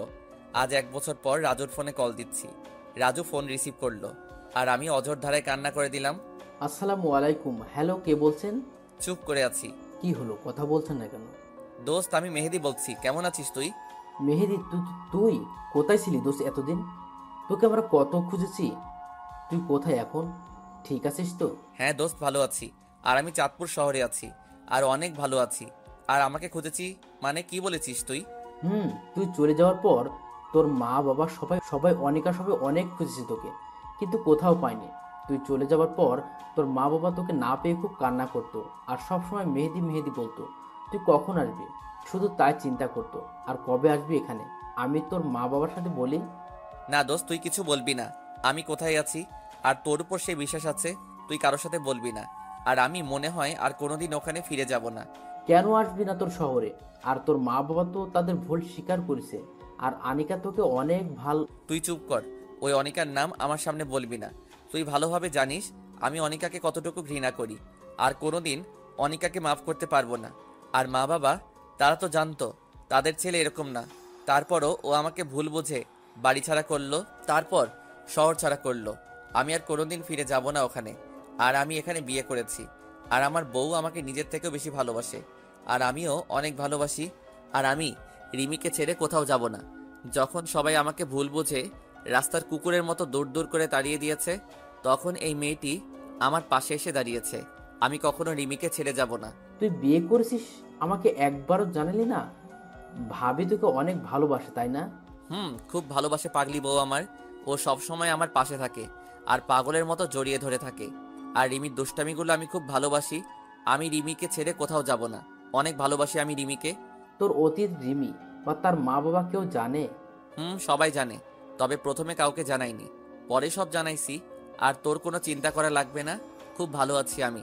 আচ্ছা তাহলে এখন রাখি, পরে কথা বলবো। আচ্ছা, ভালো থাকিস, বাই। এই বলে ফোন কেটে দিয়ে আমি যেই পিছনে ঘুরে বিছানায় আসতে যাব, আর তখনই দেখি রিমি দাঁড়িয়ে আছে আমার পিছনে। আর রিমির 2 চোখ দিয়ে টপ টপ করে পানি পড়ছে। কি ব্যাপার, তুমি এখানে কেন? ঘুমাওনি তুমি? আর কান্না করছো কেন? তুমি জানো না তোমার কান্না আমার একদম সহ্য হয় না। এবার রিমি দৌড়িয়ে এসে আমাকে শক্ত করে জড়িয়ে ধরলো আর জোরে জোরে কান্না করছে। আমিও শক্ত করে জড়িয়ে ধরলাম আমার পাগলিটাকে। তখন রিমি আমার বুকে মুখ লুকিয়ে বলল, তুমি আমায় ছেড়ে কোনোদিন চলে যাবে না তো? তুমি চলে গেলে আমি সত্যি সত্যি মরে যাব। এই পাগলি, আমি কি কোনোদিন বলেছি তোমায় ছেড়ে চলে যাব? আর তোমায় ছাড়া মনে হয় আমি খুব ভালোভাবে বাঁচতে পারবো। তোমায় ছেড়ে কোনোদিন কোথাও যাব না। তুমি আমাকে এভাবে সারা জীবন ভালোবাসবে তো? আমার পাগলি বউটা, তোমায় আমি এমনভাবে সারা জীবন ভালোবেসে যাব। এমনকি 50 বছর পর এমনভাবে আমার বউটাকে ভালোবাসবো। বুঝলেন ম্যাম? বুঝলাম। আবার জড়িয়ে ধরো। চলো ঘুমাতে যাব। আবার কাল সকালে আমার অফিস আছে। না, যাব না। আমি হেঁটে যেতে পারবো না।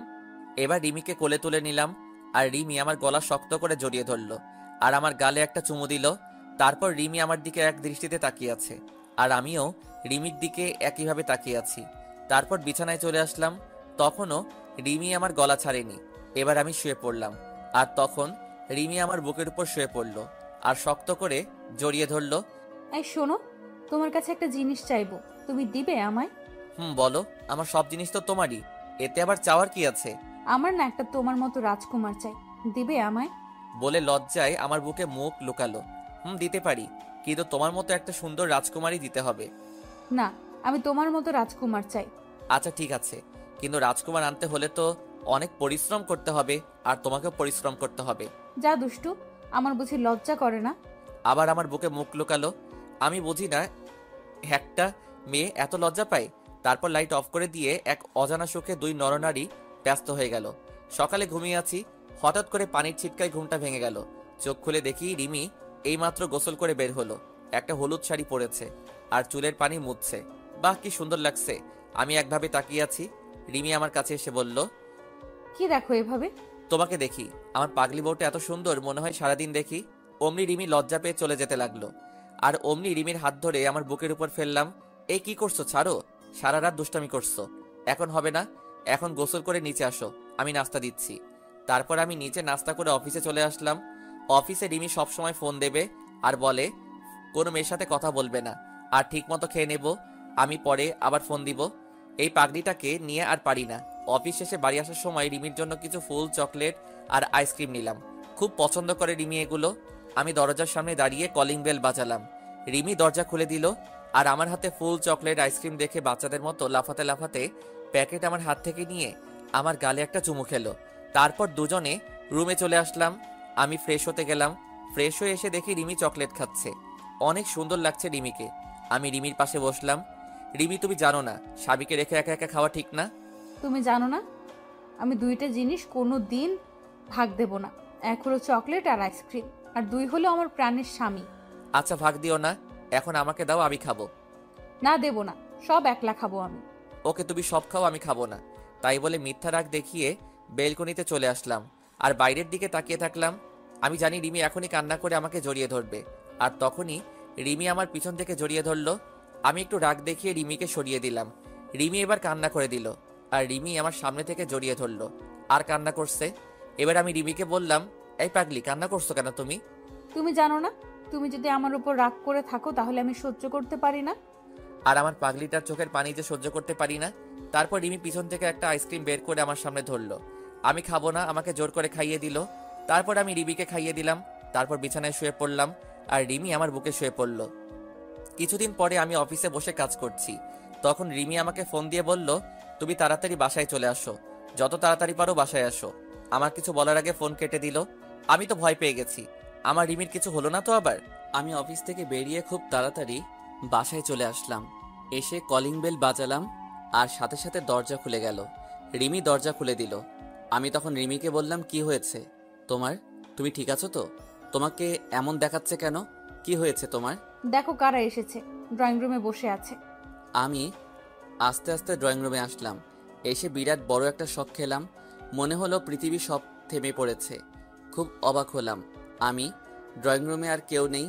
আমার মা বাবা, অনিকা আর অনিকার বাবা আর ভাই বসে আছে। আমি আস্তে আস্তে তাদের কাছে গেলাম। আমি কি করব কিছু বুঝে উঠতে পারছি না। তখন আমার কান্না করতে করতে আমাকে জড়িয়ে ধরলো। আমিও কান্না করে দিলাম। তুই কোথায় ছিলি বাবা? আমাদের কথা তোর একবারও মনে পড়েনি? তোর আমাদের উপর এত অভিমান? আমরা তো তোকে না বুঝে অনেক কষ্ট দিয়েছি, ক্ষমা করে দে বাবা। আর আমাদের সাথে চল তোর নিজের বাড়ি। মা, কি বলছো এসব? তুমি কেন ক্ষমা চাচ্ছ? তোমরা তো আমাকে না বুঝে ভুল বুঝেছ। আর আমি কোথাও যাব না, আমি এখানে ভালো আছি। আর আমি বিয়ে করেছি মা। রিমি, এদিকে আসো। মা, এই হচ্ছে তোমার বৌমা, যে আমাকে অনেক ভালোবাসে, নিজের জীবনের থেকেও বেশি ভালোবাসে। এবার রিমি মাকে সালাম করলো। বাহ, আমার মেয়েটা যে অনেক সুন্দর। তাই বলে রিমির কপালে একটা চুমুকে জড়িয়ে ধরলো। এবার আমি অনিকার দিকে তাকালাম। অনিকা মাথা নিচু করে বসে আছে আর ফুপিয়ে কান্না করছে। মেহেদি, আমাকে ক্ষমা করে দে বাবা, তখন মাথা ঠিক ছিল না। আমি তোকে না বুঝে অনেক কষ্ট দিয়েছি। আমার ভুলের জন্য তোর বাড়ি এমনকি শহর ছাড়তে হয়েছে। ছি বাবা, তুমি কেন ক্ষমা চাইছো? আর তোমার তো কোনো দোষ নেই, সব দোষ আমার। আমি যদি কলেজে ওরকম না করতাম তাহলে তোমার সম্মানহানি হতো না, আর আমারও শহর ছাড়তে হতো না। এবার রিমি বাবাকে সালাম করলো আর বাবা রিমির মাথায় হাত বুলিয়ে দিল। এবার অনিকা আসলো আমার কাছে। চেহারা আগের মতো আর নেই, অনেক শুকিয়ে গেছে, চোখের নিচে কালি পড়ে গেছে। মেহেদি, আমাকে মাফ করে দাও। মা, আমি কোনো বিশ্বাসঘাতকের সাথে কথা বলতে চাই না, প্লিজ ওকে আমার সামনে থেকে চলে যেতে বলো। আর আমি এখন ফ্রেশ হব। তাই বলে আমি আমার রুমে চলে আসলাম। আমি বিছানায় বসে আছি আর তখন অনিকা আমার রুমে আসলো। আর তখনই আমার ভীষণ রাগ হলো। আমি মুখে বিরক্তির ছাপ নিয়ে চলে আসতে যাব, আর তখনই অনিকা আমার হাত ধরে থামিয়ে দিল। আমি অনিকার দিকে ঘুরতে অনিকা আমার পা ধরে ফেললো আর বলতে লাগলো, মেহেদি আমাকে মাফ করে দাও প্লিজ। আমি সেদিন তোমাকে বাঁচাতে গিয়ে আমি সেদিন সবার সামনে মিথ্যে বলছি। আমার বাবা আমাকে বলেছিল আমি যদি ওই কথা না বলতাম তাহলে তোমাকে আমার ভাইয়া তোমাকে মেরে ফেলতো, তাই আমি সেদিন মিথ্যে বলছি।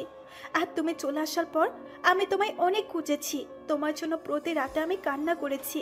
তোমার কথা ভেবে আমি ঠিক মতো ঘুমাতে পারিনি। তুমি চলে যাওয়াতে আমি একেবারে কলেজ যাওয়া বাদ দিয়ে দিছি। যেখানে তুমি নেই সেখানে আমি কিভাবে থাকি বলো? আমি তোমাকে ক্ষমা করতে পারবো না। তোমাকে আমি ঘৃণা করি। তোমার সাথেও কথা বলতে আমার ঘৃণা হচ্ছে। আমি তোমার চেহারাও দেখতে চাই না। আর তুমি কোনোদিন আমার সামনে আসবে না। আর আমার আর রিমির মধ্যে যেন না দেখি। আমি কোনো বিশ্বাসঘাতকের জন্য আমি রিমিকে হারাতে চাই না। আমি যতটুকু রিমিকে ভালোবাসি তার থেকে 1000 গুণ বেশি তোমাকে ঘৃণা করি। আমি তাই বলে চলে আসতে যাব, তখন দেখি রিমি দরজার কাছে দাঁড়িয়ে সব শুনছে আর ফুপিয়ে কান্না করছে। আমি রিমির কাছে যাওয়া মাত্র রিমি বলল, আমি একটা কথা বলবো, রাখবে আমার কথা? বলো কি কথা? আমি কি কোনোদিন তোমার কথা অমান্য করেছি? আনিকা আপু তোমাকে খুব ভালোবাসে। তুমি আনিকা আপুকে বিয়ে করে নাও, আমি কিচ্ছু মনে করব না। আর আমি দূরে কোথাও হারিয়ে যাব। আমি রিমিকে জোরে একটা চড় মারলাম। তুমি ভাবলে কি করে আমি তোমাকে রেখে আমি এই বিশ্বাসঘাতককে বিয়ে করব? আর তুমি কিভাবে এই কথাটা বললে? তুমি জানো না আমি তোমায় কতটা ভালোবাসি। আর আমায় ছাড়া তুমি থাকতে পারবে? আমার বুকে মাথা না দিয়ে ঘুমালে তোমার ঘুম আসবে? আর তোমায় ছাড়া আমি কোনোদিন ভালো থাকবো না। তোমায় আমি পাগলের মতো ভালোবাসি। কান্না করে জড়িয়ে ধরলাম। তারপর রিমিও আমাকে শক্ত করে জড়িয়ে ধরলো। আমিও তোমাকে অনেক ভালোবাসি। তোমায় ছাড়া আমি বাঁচতে পারবো না। তোমায় ছাড়া আমি ঘুমাতে পারবো না। আমাকে ছেড়ে চলে যেও না। তুমি চলে গেলে আমি আর বেঁচে থেকে কি হবে বলো? না পাগলি বউ আমার, তোমায় ছেড়ে কোনোদিন যাব না। অনিকা সব দেখছিল, আমার আর রিমির ভালোবাসা।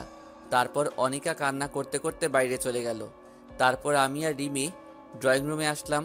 আমি আসার সাথে সাথে অনিকার ভাই আমার দিকে এগিয়ে আসলো। মেহেদি, উপরে কি হলো জানি না, কিন্তু আনিকা কান্না করতে করতে চলে গেল। আগে যা হয়েছে সব ভুলে যাও আর আমাদের সবাইকে ক্ষমা করে দাও। সেদিন তোমার একটা বন্ধু আছে, তার কথা শুনে আমরা তোমাকে ভুল বুঝেছি। প্লিজ তুমি আনিকাকে মাফ করে দাও আর আমাদের সাথে চলো। আমি কোনোদিন আপনাকে বা আপনাদের কাউকে ক্ষমা করব না। আপনাদের জন্য আমার বাবার সম্মান হানি হয়েছে। আপনাদের জন্য আমি নিজের বাড়ি, এমনকি নিজের শহর ছাড়তে হয়েছে। তুমি চলে যাবার পর আনিকা সব সময় কান্না করত। কলেজ যাওয়া বন্ধ করে দিছে, এমনকি ঠিকমতো খায় না। সব সময় নিজেকে একটা রুমে বন্দি রাখে। প্লিজ, আমি আর কাউকে বিশ্বাস করতে পারবো না। আর এই যে আমার বউ, সে আমাকে অনেক ভালোবাসে। আপনার বোনের মতো বিশ্বাসঘাতক না। আমি যখন এই শহরে নতুন এসেছি তখন না ছিল থাকার জায়গা আর না ছিল খাওয়ার মতো টাকা। তখন এই রিমি আমাকে আশ্রয় দিয়ে পড়াশোনা করিয়ে আমি এখন চাকরি করি। আর আমি রিমিকে বিয়ে করি। তাই আপনারা আর কোনোদিন এই বাড়িতে আসবেন না। চলে যান এক্ষুনি। এরপর তারা সবাই চলে গেল। এবার আমি আমার মা বাবার কাছে গেলাম। মা বাবা, তোমরা যেখানে থাকো, কতদিন তোমাদের সাথে দেখা হয়নি, কতদিন একসাথে খাবার খাইনি। মা বাবা আর জোর করলো না, সবাই একসাথে অনেক গল্প করলাম। মা তো রিমিকে পেয়ে মনে হচ্ছে নিজের হারানো মেয়েকে ফিরে পেয়েছে। তারপর সবাই একসাথে রাতের খাবার খেয়ে মা বাবার বিছানায় পেতে দিল অন্য রুমে। তারপর যে যার রুমে গিয়ে শুয়ে পড়লাম। প্রতিদিনের মতো রিমি আমার বুকে মাথা দিয়ে শুয়ে আছে, কিন্তু কোনো কথা বলছে না। চুপচাপ শক্ত করে জড়িয়ে ধরে শুয়ে আছে। আমার কেমন খটকা লাগলো। এই রিমি, তুমি কথা বলছো না কেন? কি হয়েছে তোমার? এবার রিমির দিকে তাকিয়ে দেখি রিমি কান্না করছে। এই পাগলি, কান্না করছো কেন তুমি? কি হয়েছে তোমার? খুব ভয় হচ্ছে আমার। কেন ভয় পাচ্ছ? আমি তো আছি তোমার সাথে। ওরা যদি তোমাকে নিয়ে চলে যায় তাহলে আমি কি নিয়ে বাঁচবো? তখন কি হবে আমার? খুব ভয় হচ্ছে। তোমাকে যদি তারা নিয়ে যায় তাহলে আমি সত্যি বলছি আমি সেদিনই মরে যাব। চুপ পাগলি, আমার এ কথা বলে না। আমি কোথাও যাব না। আর আমি তোমায় ছাড়া আমিও বেঁচে থাকতে পারবো না। তারপর রিমির কপালে একটা ভালোবাসার পরশ এঁকে দিলাম। আর রিমি আমাকে শক্ত করে জড়িয়ে ধরে শুয়ে পড়ল। হঠাৎ কারো কান্নার শব্দে কারণে ঘুম ভেঙে গেল। আমি তাড়াতাড়ি উঠে দেখি রিমি আমার পাশে বসে কান্না করছে। কি হয়েছে? তুমি আবার কান্না করছো কেন? তুমি আমাকে আর আগের মতো ভালোবাসো না। আমাকে আর ভালো লাগে না, তাই না? কি বলছো এসব? আমি তো কিছুই বুঝতে পারছি না। আর তোমাকে ভালোবাসবো না তো কাকে ভালোবাসবো? হুম, সব জানি। তুমি যদি আমাকে আগের মতো ভালোবাসতে তাহলে সকালে উঠে দেখি আমি বালিশে শুয়ে আছি কেন? এর আগে তো সব সময় আমাকে তোমার বুকে রাখতে, আর আজকে আমাকে তোমার বুকে না রেখে আমাকে বালিশে ঘুমাতে দিলে। আমি এখন পুরনো হয়ে গেছি, তাই তো ভালো লাগে না, তাই না? ওলে আমার বাবুটা বুঝি রাগ করেছে? আমি খেয়াল করিনি তো, আমি ঘুমিয়েছিলাম তাই টের পাইনি। আসো বাবু, আমার বুকে আসো, তোমাকে আর কোনোদিন বালিশে ঘুমাতে দেব না। তাই বলে আমি আবার আমার পাগড়িটাকে বুকে জড়িয়ে নিলাম, আর রিমি আমার বুকে গুটিসুটি মেরে শুয়ে থাকলো। তারপর সকালে উঠে দেখি মা নাস্তা বানাচ্ছে। রিমি দৌড়িয়ে গিয়ে মাকে জড়িয়ে ধরে বলল, মা তুমি নাস্তা তৈরি করছো কেন? আমি আছি তো। দেখো দিনিমা, কোনো দিন থাকতে তার মেয়েকে। তারপর রিমি আর মা একসাথে নাস্তা তৈরি করলো। আমি নাস্তা শেষে অফিসে চলে গেলাম। অফিসে লাঞ্চ টাইমে বসে আছি, তখন হঠাৎ করে একটা আনকমন নাম্বার থেকে ফোন আসলো। আমি ফোন রিসিভ করে সালাম দিলাম, কিন্তু সে সালামের উত্তর না দিয়ে বলল, বাবা তুমি তাড়াতাড়ি বাড়ি আসো, খুব টেনশন হচ্ছে, তাড়াতাড়ি বাড়ি আয়। তাই বলে ফোনটা রেখে দিল। আমি বুঝতে পারলাম মা ফোন দিয়েছে। আমি তাড়াতাড়ি অফিস থেকে বাড়ি চলে আসলাম। এসে যা দেখলাম তা আমি কখনো প্রস্তুত ছিলাম না। আমি রিমি বলে জোরে একটা চিৎকার দিলাম। আমি বাসায় গিয়ে দেখি রিমি অচেতন হয়ে বিছানায় শুয়ে আছে, আর মা রিমির মাথায় হাত বুলিয়ে দিচ্ছে। আমি তাড়াতাড়ি রিমির পাশে গিয়ে রিমির মাথাটা আমার কোলে তুলে নিলাম। মা কি হয়েছে রিমির? ও অচেতন হলো কিভাবে? বাবা রুম থেকে কিছু পড়ার শব্দ শুনে রুমে এসে দেখি রিমি এভাবে পড়ে আছে, তারপর তোকে ফোন দিলাম। আমি তাড়াতাড়ি ডাক্তার সাহেবকে ফোনে আসতে বললাম। মা বাবা নতুন জায়গা হয়তো কাউকে চিনে না, তাই ডাক্তারকে ফোন দিতে পারিনি। কিছুক্ষণ পর ডাক্তার আসলো। ডাক্তার রিমিকে পরীক্ষা করছে, আর আমি রিমির পাশে হাত ধরে বসে আছি। ডাক্তার একটা ইঞ্জেকশন দিয়ে দিল, আর বাইরে এসে বলল, মেহেদি সাহেব, আপনি মিষ্টি খান তাড়াতাড়ি, আপনি বাবা হতে যাচ্ছেন। ডাক্তারের কথা শুনে যে কি পরিমাণ খুশি হয়েছি তা বলে বোঝাতে পারবো না। মনে হয় আমার জীবনের সবচেয়ে খুশির খবর এটা। তারপর ডাক্তারকে বিদায় দিয়ে আমি রিমির পাশে গিয়ে বসলাম। কিছুক্ষণ পর রিমির জ্ঞান ফিরল। তখনই মা বাবা রুম থেকে চলে গেল। আমার কি হয়েছিল? আমি তখন মাথাটা প্রচণ্ডভাবে ব্যথা হয়ে উঠল। তারপর আর কিচ্ছু মনে নাই। কি হয়েছে বলো আমায়? আর তোমার চেহারা এরকম গম্ভীর হয়ে আছে কেন? সত্যি বলবে আমায়? ডাক্তার বলল, তুমি আর কোনোদিন মা হতে পারবে না। মিথ্যা কথা বললাম রিমিকে সারপ্রাইজ দেব বলে। এবার কান্না করে দিল আর আমাকে জড়িয়ে ধরলো। না, তুমি মিথ্যা বলছো। আমি বিশ্বাস করি না। বলো তুমি মিথ্যা বলছো। আমি তোমাকে কোনো দিন বাবা ডাক শোনাতে পারবো না, তাই না? আর তখন তুমি আমাকে ছেড়ে চলে যাবে, তাই না? প্লিজ, তুমি আমাকে ছেড়ে চলে যেও না। দরকার হয় তুমি আরেকটা বিয়ে করো, তবু আমি তোমাকে ছাড়া থাকতে পারবো না। তোমায় ছাড়া আমি বাঁচবো না। আমি রিমিকে বুকে জড়িয়ে নিয়ে বললাম, কী সব বলছো তুমি? আমিও তোমাকে ছাড়া থাকতে পারবো না, আর আমি কাউকে বিয়ে করব না। আমার থেকে তোমাকে কেউ কেড়ে নিতে পারবে না, কারণ আমি বাবা হতে চলেছি। রিমি এবার আমার বুক থেকে মাথা উঠিয়ে আমার দিকে করুণ দৃষ্টিতে তাকিয়ে আছে। রিমি এবার জোরে করে কান্না করে দিল, আর আমাকে এবার শক্ত করে জড়িয়ে ধরে বাচ্চাদের মতো কান্না করে দিল। তুমি কেন আমাকে মিথ্যা বলছো? তুমি জানো কতটা কষ্ট পেয়েছিলাম আমি? আমি মা হতে পারবো না বলে কষ্ট পাইনি। আমি কষ্ট পেয়েছি তুমি আমাকে ছেড়ে চলে যাবে, তাই খুব কষ্ট হয়েছিল। তুমি জানো না আমি সব সহ্য করতে পারি, কিন্তু তোমাকে হারিয়ে ফেলার কষ্ট সহ্য করতে পারবো না। তুমি বলো, আমাকে আর কষ্ট দেবে না? এবার আমিও রিমিকে শক্ত করে জড়িয়ে ধরলাম, আর আমিও কান্না করে দিয়েছি। হয়তো রিমির কান্না আমি সহ্য করতে পারি না, তাই তুমি ভাবলে কিভাবে যে আমি তোমাকে ছেড়ে থাকতে পারবো? তুমি জানো না তোমাকে কতটা ভালোবাসি আমি। আর আজ যদি আমাদের কোনো সন্তানও না হয়, তাহলে আমরা দুজন সারা জীবন একসাথে থাকবো, আমাদের মাঝে কাউকে আসতে দেব না। এই বলে আমি রিমির কপালে একটা চুমু খেলাম, আর রিমিকে পরম ভালোবাসায় আমার বাহুডোরে জড়িয়ে নিলাম। এই ছাড়ো, আমি এই মাত্র অফিস থেকে আসলাম, এবার একটু ফ্রেশ হয়ে আসি। না, ছাড়বো না। তোমার বুকে আমি এভাবে সারা জীবন থাকতে চাই। গায়ে সব ধুলাবালি ময়লা লেগে আছে, আমি যাবো আর আসবো, শার্টটা চেঞ্জ করে চলে আসবো।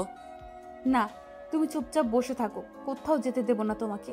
তুমি সব সময় অফিসে থাকো, সারা দিন কাছে পাই না। আজ পেয়েছি, আজ তোমাকে ছাড়বো না।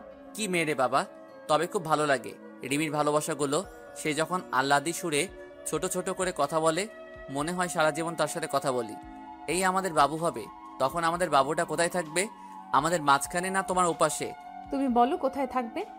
তুমি আমার বাম পাশের বুকে শুয়ে থাকবে, আর আমাদের বাবুটা আমার ডান পাশের বুকে শুয়ে থাকবে, ঠিক আছে? না, ঠিক নেই। আমি তোমাকে কারো ভাগ দেব না। এই পুরো বুকটা আমার। আমি কাউকে তোমার বুকে ঘুমাতে দেব না, এমনকি আমাদের সন্তান কেউ না। কি মেয়ে রে বাবা, নিজের সন্তানকে হিংসা করে? কি বলছো? সে তো আমার সন্তান, আমি তাকে বুকে জড়িয়ে ঘুমাবো না? না বলছি তো, আমি তোমাকে কাউকে ভাগ দেব না, আর আমাদের সন্তানকে দোলনায় রেখে দেব, আর না হয় তোমার মা বাবার কাছে রেখে দিব। কি? আমাদের সন্তান মা বাবার কাছে ঘুমাবে কেন? যদি তুমি আমাকে রেখে আমাদের সন্তানকে আদর করো তাই। তুমি শুধু আমাকে আদর করবে, কথা মনে থাকবে তো? থাকবে। পাগলি একটা, তোমাকে রেখে আমি কাউকে আদর করব না। তারপর আমি রিমিকে সরিয়ে ফ্রেশ হয়ে রাতের খাবার খাচ্ছি, তখন মা বলল, বাবা মেহেদি, তুই এবার আমাদের সাথে চল, তোর নিজের বাড়িতে তুই যাবি। আর রিমের শরীরের অবস্থা খুব একটা ভালো না, তাই বলছি কি আমাদের সাথে চল, আমি বৌমাকে দেখে রাখবো। তাহলে আম্মু, আমি অফিস থেকে ট্রান্সফার নিয়ে কাল সবাই মিলে যাব। রাতের খাবার খেয়ে আমি আর রিমি রুমে চলে আসলাম। আমি শুয়ে পড়লাম, আর রিমি কিছু কিছু কাজ করে শুতে চলে এলো। তারপর রিমি আমার বুকে মাথা দিয়ে শুয়ে বলল, আমি প্রায় শুনি অনেক মেয়ে মা হতে গিয়ে মারা যায়, আমিও যদি তাদের মধ্যে পড়ি তখন তুমি আমাকে ছাড়া থাকতে পারবে? চুপ, এরকম কথা আর বলবে না। আর তোমার কিছু হবে না, তোমার পাশে আমি সবসময় থাকবো। তুমি কোনো চিন্তা করো না, শুধু আমাকে ভালোবেসে যাও আর আমাদের বাবুটার দিকে খেয়াল রাখো। তারপর রিমি জড়িয়ে ধরে ঘুমিয়ে পড়লাম। সকালে উঠে দেখি রিমি সুন্দর করে বাচ্চাদের মতো গুটিসুটি মেরে আমাকে জড়িয়ে ধরে শুয়ে আছে। মনে হচ্ছে রিমি তার সবচেয়ে নিরাপদ জায়গা পেয়ে গেছে। আমিও আর রিমিকে ডাকলাম না, ডাকলে রিমির ঘুমটা ভেঙে যাবে। কিছুক্ষণ পর রিমির ঘুম ভেঙে গেল, আর আমার দিকে তাকিয়ে দেখে আমি তার দিকে তাকিয়ে আছি। তখন রিমি আমার ঠোঁটে একটা চুমু খেলো, আর দুই গালে দুইটা চুমু দিয়ে উঠে পড়লো। আমি ফ্রেশ হয়ে অফিসে চলে গেলাম। ঝিনাইদহে আমার অফিস, ট্রান্সফার করে চলে আসলাম। আজ রাতেই চলে যাব এখান থেকে। সবাই যে যার ব্যাগ গুছিয়ে নিয়ে রিমির মা বাবার সাথে দেখা করে চলে আসলাম। আজ দীর্ঘ 4 বছর পর নিজের শহরে যাচ্ছি। সবাই মিলে বাসে উঠলাম। মা বাবা এক সিটে আর আমি আর রিমি এক সিটে। রিমিকে জানালার পাশে বসালাম। রিমি আমার হাত জড়িয়ে ধরে বসে আছে। মনে হচ্ছে রিমি ভয় পাচ্ছে। নতুন জায়গায় নতুন লোক কি হবে সেটা ভেবে মনে হয় কিছুটা নার্ভাস ফিল করছে। রিমি, তুমি নতুন জায়গায় নতুন লোকের মাঝে যাচ্ছ, তুমি নার্ভাস ফিল করছো? না, মোটেই না। তুমি সাথে থাকলে আমি সব জায়গায় যেতে রাজি, শুধু তুমি আমার হাতটা শক্ত করে ধরে রেখো। দেখতে দেখতে আমরা ভেতরের দিকে বাসায় পৌঁছালাম। তারপর আমি একটু ঘুমিয়ে নিলাম। হঠাৎ করে নিচে চেঁচামেচি শব্দ শুনে নিচে এসে দেখি কিছু প্রতিবেশী রিমিকে ঘিরে রেখেছে। সবাই তার চেহারার তারিফ করছে, বলছে, আহ কি সুন্দর মেয়ে, একদম রাজকন্যা। আমি মিট মিট করে হাসছি। এরপর আমি নিচে আসলাম। সবাই আমাকে দেখে ভালো মন্দ জিজ্ঞাসা করছে। আমি সবার প্রশ্নের উত্তর দিলাম। কিছুক্ষণ পর মা নাস্তা করতে ডাকলো। আমরা নাস্তা করে রুমে আসলাম। রিমি, চলো গুছিয়ে নাও, আজ আমাদের শহরটা ঘুরে বেড়াবো। অনেকদিন পর আসছি তো তাই, আর তোমারও শহরটা চেনা হয়ে যাবে। আমরা দুজন বের হয়ে গেলাম। আমি কাল একটা পাঞ্জাবি পরেছি, আর রিমি কাল একটা শাড়ি পরেছে। যখনই আমরা বের হতে যাব তখনই মা ডাকলো। হাতে দেখি একটা থালা। মা কাছে এসে বলল, আমার ছেলে আর মেয়ের দিকে যেন আরো নজর না পড়ে। আসলে যেই দেখবে তারই নজর পড়বে, কারণ আমরা ম্যাচিং করে ড্রেস পরেছি। খুব সুন্দর লাগছে রিমিকে। তারপর আমরা সেই কলেজে আসলাম যেখানে আমি পড়তাম, আর অনিকার সাথে পরিচয় হয়েছিল। সেই বড় আম গাছটা এখনো সেইভাবেই আছে। তারপর আসলাম নদীর পাড়ে। এখানে আমি আর রিমি ঘুরতে আসতাম। আমরা একটা রেস্টুরেন্টে আসলাম। যেই ঢুকতে যাব, আর আমার সামনে চেয়ারে অনিকা বসে আছে, যা আমি কোনোদিন আশা করিনি। তাকে আমার দেখলে কেমন ভয় করে, যেন অনিকার কারণে আমি আবার যদি রিমিকে হারিয়ে ফেলি। আমি এখনো অনিকাকে ঘৃণা করি, প্রচণ্ড ঘৃণা করি। তার চেহারা আমার কাছে অসহ্য লাগছে। তারপরে আমি রিমি যে বাইরে চলে আসতে যাব, তখনই অনিকা আমাকে ডাকলো। আমি না শোনার ভান করে রিমিকে নিয়ে চলে আসতে যাব, তখনই অনিকা আমার সামনে এসে দাঁড়ালো। আপনি এরকমভাবে আমাদের পথ আটকালেন কেন? কি চান আপনি? প্লিজ মেহেদি, আমার কথাটা শোনো একবার। শুধু একটা কথা বলবো, তারপর আর তোমাকে কোনো দিন ডিস্টার্ব করবো না। বলেন, কি বলবে? আমি জানি তোমার সাথে আমি কত বড় অন্যায় করেছি। আমার জন্য তুমি অনেক কষ্ট পেয়েছো। আমার জন্য তুমি এত বছর তুমি তোমার আপনজনের অবহেলা পেয়েছো। আমি জানি তুমি আমাকে অনেক ঘৃণা করো, আমাকে তুমি একদমই সহ্য করতে পারো না। কিন্তু আমি যদি সেদিন একটু সাহস দেখাতাম, তাহলে হয়তো রিমির জায়গায় আমি থাকতাম। কিন্তু আমার কপালটাই খারাপ, আমি তোমাকে এখনো আগের মতো ভালোবাসি। তবে তুমি চিন্তা করো না, আমি তোমাদের মাঝে দেওয়াল হয়ে দাঁড়াবো না। শুধু আমাকে একবার ক্ষমা করে দাও। আমি তোমার ভালোবাসা নিয়ে দূরে সরে যাব, আর কোনো দিন তোমার সামনে আসবো না। এই বলে অনিকা কান্না করতে করতে চলে গেল। আমি আর রিমি ওখান থেকে চলে আসতে যাব, তখনই দেখি আনিকার বড় ভাই সেখানে দাঁড়িয়ে আমার দিকে রাগী দৃষ্টিতে তাকিয়ে আছে। মনে হয় আমাকে একা পেলে চিবিয়ে খেয়ে ফেলতো। আমি তাড়াতাড়ি ওখান থেকে চলে আসলাম। তারপর বাড়ি এসে রিমিকে রেখে চলে গেলাম আমার জানের জিগের দোস্ত রাজুর কাছে। আমি রাজুর বাড়ির সামনে দাঁড়িয়ে কলিং বেল বাজালাম। কিছুক্ষণ পর দরজা খুলে দিল। দরজা খুলল রাজুর মা। আন্টি কেমন আছেন? আমাকে চিনতে পারছেন? আমি মেহেদি। এইবার রাজুর মা খুব খুশি হয়ে, বাবা, তুই কতদিন পরে এলি? সেই চলে গেলি, আর ফিরে আসলে না। আন্টি রাজু কই? রাজু তার রুমে আছে, যাও দেখা করে আসো। আমি রাজুর রুমে গিয়ে দেখি রাজু চোখ বন্ধ করে হেডফোনে গান শুনছে। আমি আস্তে আস্তে রাজুর কাছে গিয়ে রাজুকে একটা চড় মারলাম আস্তে করে। রাজু ভয় পেয়ে তাড়াতাড়ি উঠে পড়ল। আর রাজু সামনে তাকিয়ে দেখে আমি দাঁড়িয়ে আছি। রাজু দৌড়িয়ে আমাকে জড়িয়ে ধরে বলল, কেমন আছিস দোস্ত? তুই চলে যাওয়ার পর থেকে আমি আড্ডা মারা বন্ধ করে দিছি। তুই না থাকলে কিভাবে মজা হবে বল? এবার থেকে আবার আড্ডা হবে। আমি চলে আসছি না? চল আগে ভাবির সাথে দেখা করে আসি। চলো, কিন্তু ভাবিকে পেয়ে যেন আমাকে ভুলে যাস না শালা। তারপর দুজনে চলে আসলাম আমাদের বাসায়। তারপর রুমে ঢুকে দেখি রিমি কাপড় গুছিয়ে আলমারিতে রাখছে। আমি পিছন থেকে গিয়ে রিমিকে জড়িয়ে ধরলাম। রিমি ভয় পেয়ে বলল, এভাবে কেউ জড়িয়ে ধরে? আমি তো ভয় পেয়ে গেছি। তারপর আমি রাজুর সাথে রিমির পরিচয় করিয়ে দিলাম। এভাবে আমাদের সুখের সংসার চলতে থাকলো। তবে এখন আর অনিকাকে দেখা যায় না, আর ডিস্টার্বও করে না। কিন্তু আমার মনে হয় কেউ আমার পিছু দিচ্ছে। এভাবে আমার আর রিমির সংসার 8 মাস চলে গেল।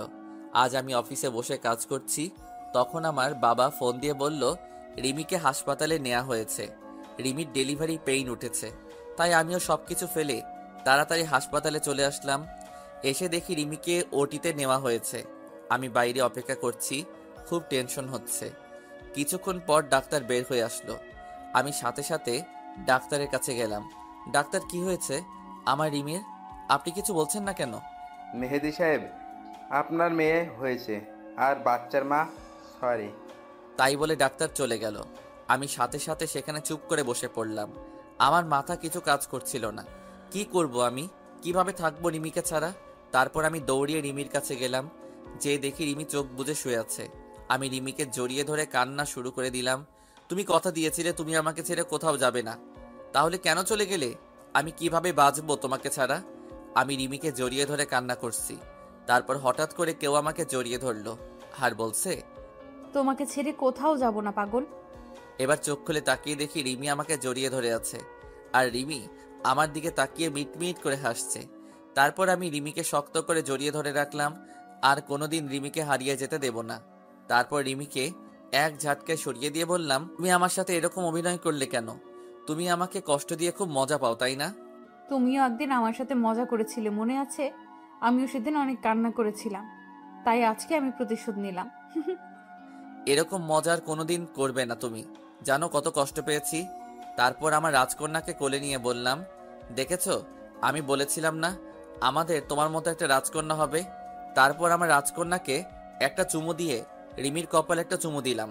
কিছুদিন পর আমি রিমিকে হাসপাতাল থেকে বাসায় নিয়ে আসলাম। তারপর রাতে ঘুমাতে গিয়ে রিমির পাগলামি দেখে আমি না হেসে পারলাম না। রিমি আমাদের মেয়েকে নিয়ে বাইরে যাচ্ছে। তখন আমি বললাম, এই জিনাতকে কোথায় নিয়ে যাচ্ছ? কেন? আব্বু আম্মুর কাছে রেখে আসতে যাচ্ছি। না, তুমি আমার মেয়েকে আমার পাশে রাখো। আমাদের মাঝখানে আমার মেয়ে থাকবে। রিমি এবার রেগে বলল, কি বললে? তোমাকে আমি প্রথমে বলেছিলাম না তোমার আমার মাঝে কেউ থাকবে না, এমনকি আমাদের সন্তানও না। তোমার বুকে মাথা না রাখলে আমার ঘুম আসে না, তুমি জানো না? ওকে, তাহলে তুমি মাঝখানে থাকো আর জিনাতকে তোমার ওই পাশে রাখো। তারপর রিমি আমার পাশে শুয়ে পড়লো আর জিনাত রিমির পাশে শুয়ে পড়লো। তারপর রিমিকে জড়িয়ে ধরে ঘুমিয়ে পড়লাম। সকালে উঠে ঘুম থেকে উঠে ফ্রেশ হয়ে নাস্তা করে রিমির কপালে আর আমার ছোট পরিটার কপালে একটা চুমু দিয়ে অফিসে চলে আসলাম। আজ অফিসে কিছু কর্মচারী নিয়োগ হবে। আমি আমার ডেস্কে বসে আছি। তখন আমাদের ম্যানেজার একটা মেয়ের সাথে পরিচয় করিয়ে দিল আর বলল, আজ থেকে এ তোমার আন্ডারে কাজ করবে। মেয়েটির নাম তনিমা। তনিমার দেখতে বেশ সুন্দরী, তবে আমার রিমির থেকে বেশি না। আমি তনিমার সাথে পরিচয় হয়ে নিয়ে তনিমার কাজ বুঝিয়ে দিয়ে নিজের ডেস্কে এসে বসলাম। আমার ডেস্ক থেকে তনিমার ডেস্ক দেখা যায়। কিছুক্ষণ পর তনিমার দিকে তাকিয়ে দেখি তনিমা আমার দিকে এক দৃষ্টিতে তাকিয়ে আছে। আমি এসব দেখে মনোযোগ না দিয়ে আমার কাজ করতে থাকলাম। এভাবে আমার রিমির আর আমার ছোট পইটার সংসার চলতে থাকলো। আজ আমার মেয়ের বয়স 1 বছর। এই 1 বছরে রিমির আর আমাদের মেয়ে জিনাতের পাগলামি দেখে কিভাবে যে সময় চলে গেল। আর এদিকে অফিসে তরিমা এখন আমার দিকে সব সময় তাকিয়ে থাকে। কারণে অকারণে আমার সাথে আমার ডেস্কে আসে। আজ অফিস থেকে বাড়ি আসতে যাব, তখন তনিমা আমাকে কফি খাওয়ার জন্য বলল। আমিও মানা করতে পারলাম না। সব সময় অফিস বাড়ি করতে করতে আমারও কেমন অধৈর্য হয়ে গেছে, তাই আমিও রাজি হয়ে গেলাম। কফি শপ থেকে তনিমাকে বিদায় দিয়ে আমি বাড়ি চলে আসলাম। Calling bell বাজালাম। কিছুক্ষণ পর আমার মা দরজা খুলে দিল। আমি বেশ অবাক হলাম, কারণ এই পর্যন্ত প্রতিদিন রিমি দরজা খুলে দেয়। মা, তুমি দরজা খুলছো কেন? রিমি কই? রিমি উপরে আছে, মনে হয় শুয়ে আছে, তাই আমি দরজা খুলে দিলাম। আমি উপরে গিয়ে দেখি জিনাত ঘুমিয়ে আছে। বেশ অবাক হলাম, কারণ আমি আসার আগে কোনো দিন রিমি জিনাতকে ঘুমাতে দেয় না। আর রিমিকে কোথাও দেখা যাচ্ছে না। সব জায়গায় খুঁজলাম, কিন্তু পেলাম না। এবার আমি ছাদে উঠে দেখি রিমি ছাদের এক কোণায় চুপটি করে দাঁড়িয়ে আছে। আমি রিমিকে ডাক দিলাম। রিমি আমার ডাক শুনে রিমি তাড়াতাড়ি করে তার চোখ মুছে দিল। কি ব্যাপার, তুমি এত রাতে ছাদে কেন? তাই বলে রিমিকে আমার দিকে ফিরালাম। দেখি রিমির চোখ লাল হয়ে আছে, মনে হয় কান্না করেছে। না, আমার কিচ্ছু হয়নি, চলো নিয়ে চলো। এই বলে রিমি আগে আগে নিচে নেমে গেল। মেহেদি বেশ অবাক হলো, কারণ আমি অফিস থেকে বাড়ি আসলে আগে রিমি আমাকে জড়িয়ে ধরে আমার গালে একটা চুমু দেয়। কিন্তু আজ রিমির কি হলো যে সব ভুলে গেছে? রাতে সবাই একসাথে খেয়ে যখন ঘুমাতে যাব, তখন দেখি রিমি ওই পাশে শুয়ে আছে আর জিনাত আমাদের মাঝখানে শুয়ে আছে। আমি রিমির এমন পরিবর্তন দেখে খুব অবাক হলাম। কি হয়েছে রিমি তোমার? তুমি আজ ওপাশে শুয়ে পড়লে কেন? না, কিচ্ছু হয়নি, এমনি ভালো লাগছে না, তাই এদিকে শুয়ে পড়লাম। তাই বলে রিমি অন্যদিকে মুখ করে শুয়ে পড়ল। আমি বেশ অবাক হলাম, কারণ রিমি এই পর্যন্ত যতবারই মন খারাপ হয় ততবারই আমাকে জড়িয়ে ধরে ঘুমাতো। তবে আজ কি হলো রিমির? এভাবে আমার সারা রাত ঘুম আসলো না। সকালে ঘুম থেকে উঠে দেখি রিমি পাশে নেই। রিমি এরকম করছে কেন? আমাকে অবহেলা করছে কেন? আমাকে এড়িয়ে চলছে কেন? কি হয়েছে রিমির? তাই বলে আমি ফ্রেশ হতে চলে গেলাম। তারপর নাস্তা করে অফিসে যাব, তখন রিমি আমার কাছে এসে আমাকে জড়িয়ে ধরে চুমু খায়। কিন্তু আজ কেন আসলো না? আমি কিছুই বুঝতে পারছি না। আমি রিমিকে ডাক দিলাম, কিন্তু কোনো সারা শব্দ নেই। তাই আমি কিচেনে গেলাম। গিয়ে দেখি রিমি রান্না করছে। কি হলো, তুমি শুনতে পারছো না? তুমি কখন থেকে ডাকছি, শুনতে পারছো না? দেখছো না কাজ করছি, তাও আবার এত ডাকার কি হলো? আমার বুকের মধ্যে কেমন একটা ব্যথা হয়ে উঠল রিমির এমনভাবে কথা শুনে। রিমি আমার সাথে এমনভাবে কথা বলছে কেন, বুঝতে পারছি না। তারপর নাস্তা না করে অফিসে চলে আসলাম। আমার কোনো কাজে মন বসছে না। রিমির মাঝে কেন এমন পরিবর্তন হলো, খুব খারাপ লাগছে আমার। তখন দেখি তনিমা আসলো আমার ডেস্কে। কি ব্যাপার মেহেদি সাহেব, এমন মন খারাপ কেন? মুখটা মলিন করে বসে আছেন। না, কিছু হয়নি, এমনি বসে আছি। কিছু বলবেন? না কিছু না, আপনি মুখ কালো করে বসে আছেন, তাই জিজ্ঞেস করলাম। আপনার যেহেতু মন খারাপ, তাই চলেন বিকালে নদীর পাড় থেকে ঘুরে আসি, মনটা ভালো হয়ে যাবে। আসলে অনেকদিন কোথাও ঘুরতে যাওয়া হয় না। ওকে, তাহলে অফিস শেষে নদীর পাড়ে ঘুরতে যাবা নেই? তাই বলে তনিমা চলে গেল আর আমি আমার কাজে মন দিলাম। আমি দুপুরে লাঞ্চের জন্য অপেক্ষা করছি, কিন্তু রিমি এখন আমাকে ফোন কেন করলো না? আগে যতক্ষণ না আমি লাঞ্চ করব ততক্ষণ রিমি ফোন দিয়েই যাবে। কিন্তু আজ কি হলো রিমির? রিমির এমন পরিবর্তন আমি মেনে নিতে পারছি না। আমি আর দুপুরে লাঞ্চ করলাম না। বিকালে অফিস শেষ করে ডেস্কে বসে আছি, তখন তনিমা আসলো আর আমি তনিমার সাথে একটা রিকশায় করে নদীর পাড়ে এলাম। আমি আর তনিমা পাশাপাশি হাঁটছি। তখন তনিমা পা পিছলিয়ে পড়ে যাচ্ছিল। আমি কোনোভাবে তাকে ধরে ফেলে আর রিমিও আমার গলা জড়িয়ে ধরে রাখে। তারপর তনিমাকে সরিয়ে আরও কিছুক্ষণ ঘরে যে যার বাড়ি চলে আসলাম। আমি আমার বাড়ির সামনে দাঁড়িয়ে কলিং বেল বাজালাম, কিন্তু এত দেরি তো কোনোদিন হয় না। কিছুক্ষণ পর আম্মু এসে দরজা খুলে দিল। আমি আবার কালকের মতো অবাক হলাম।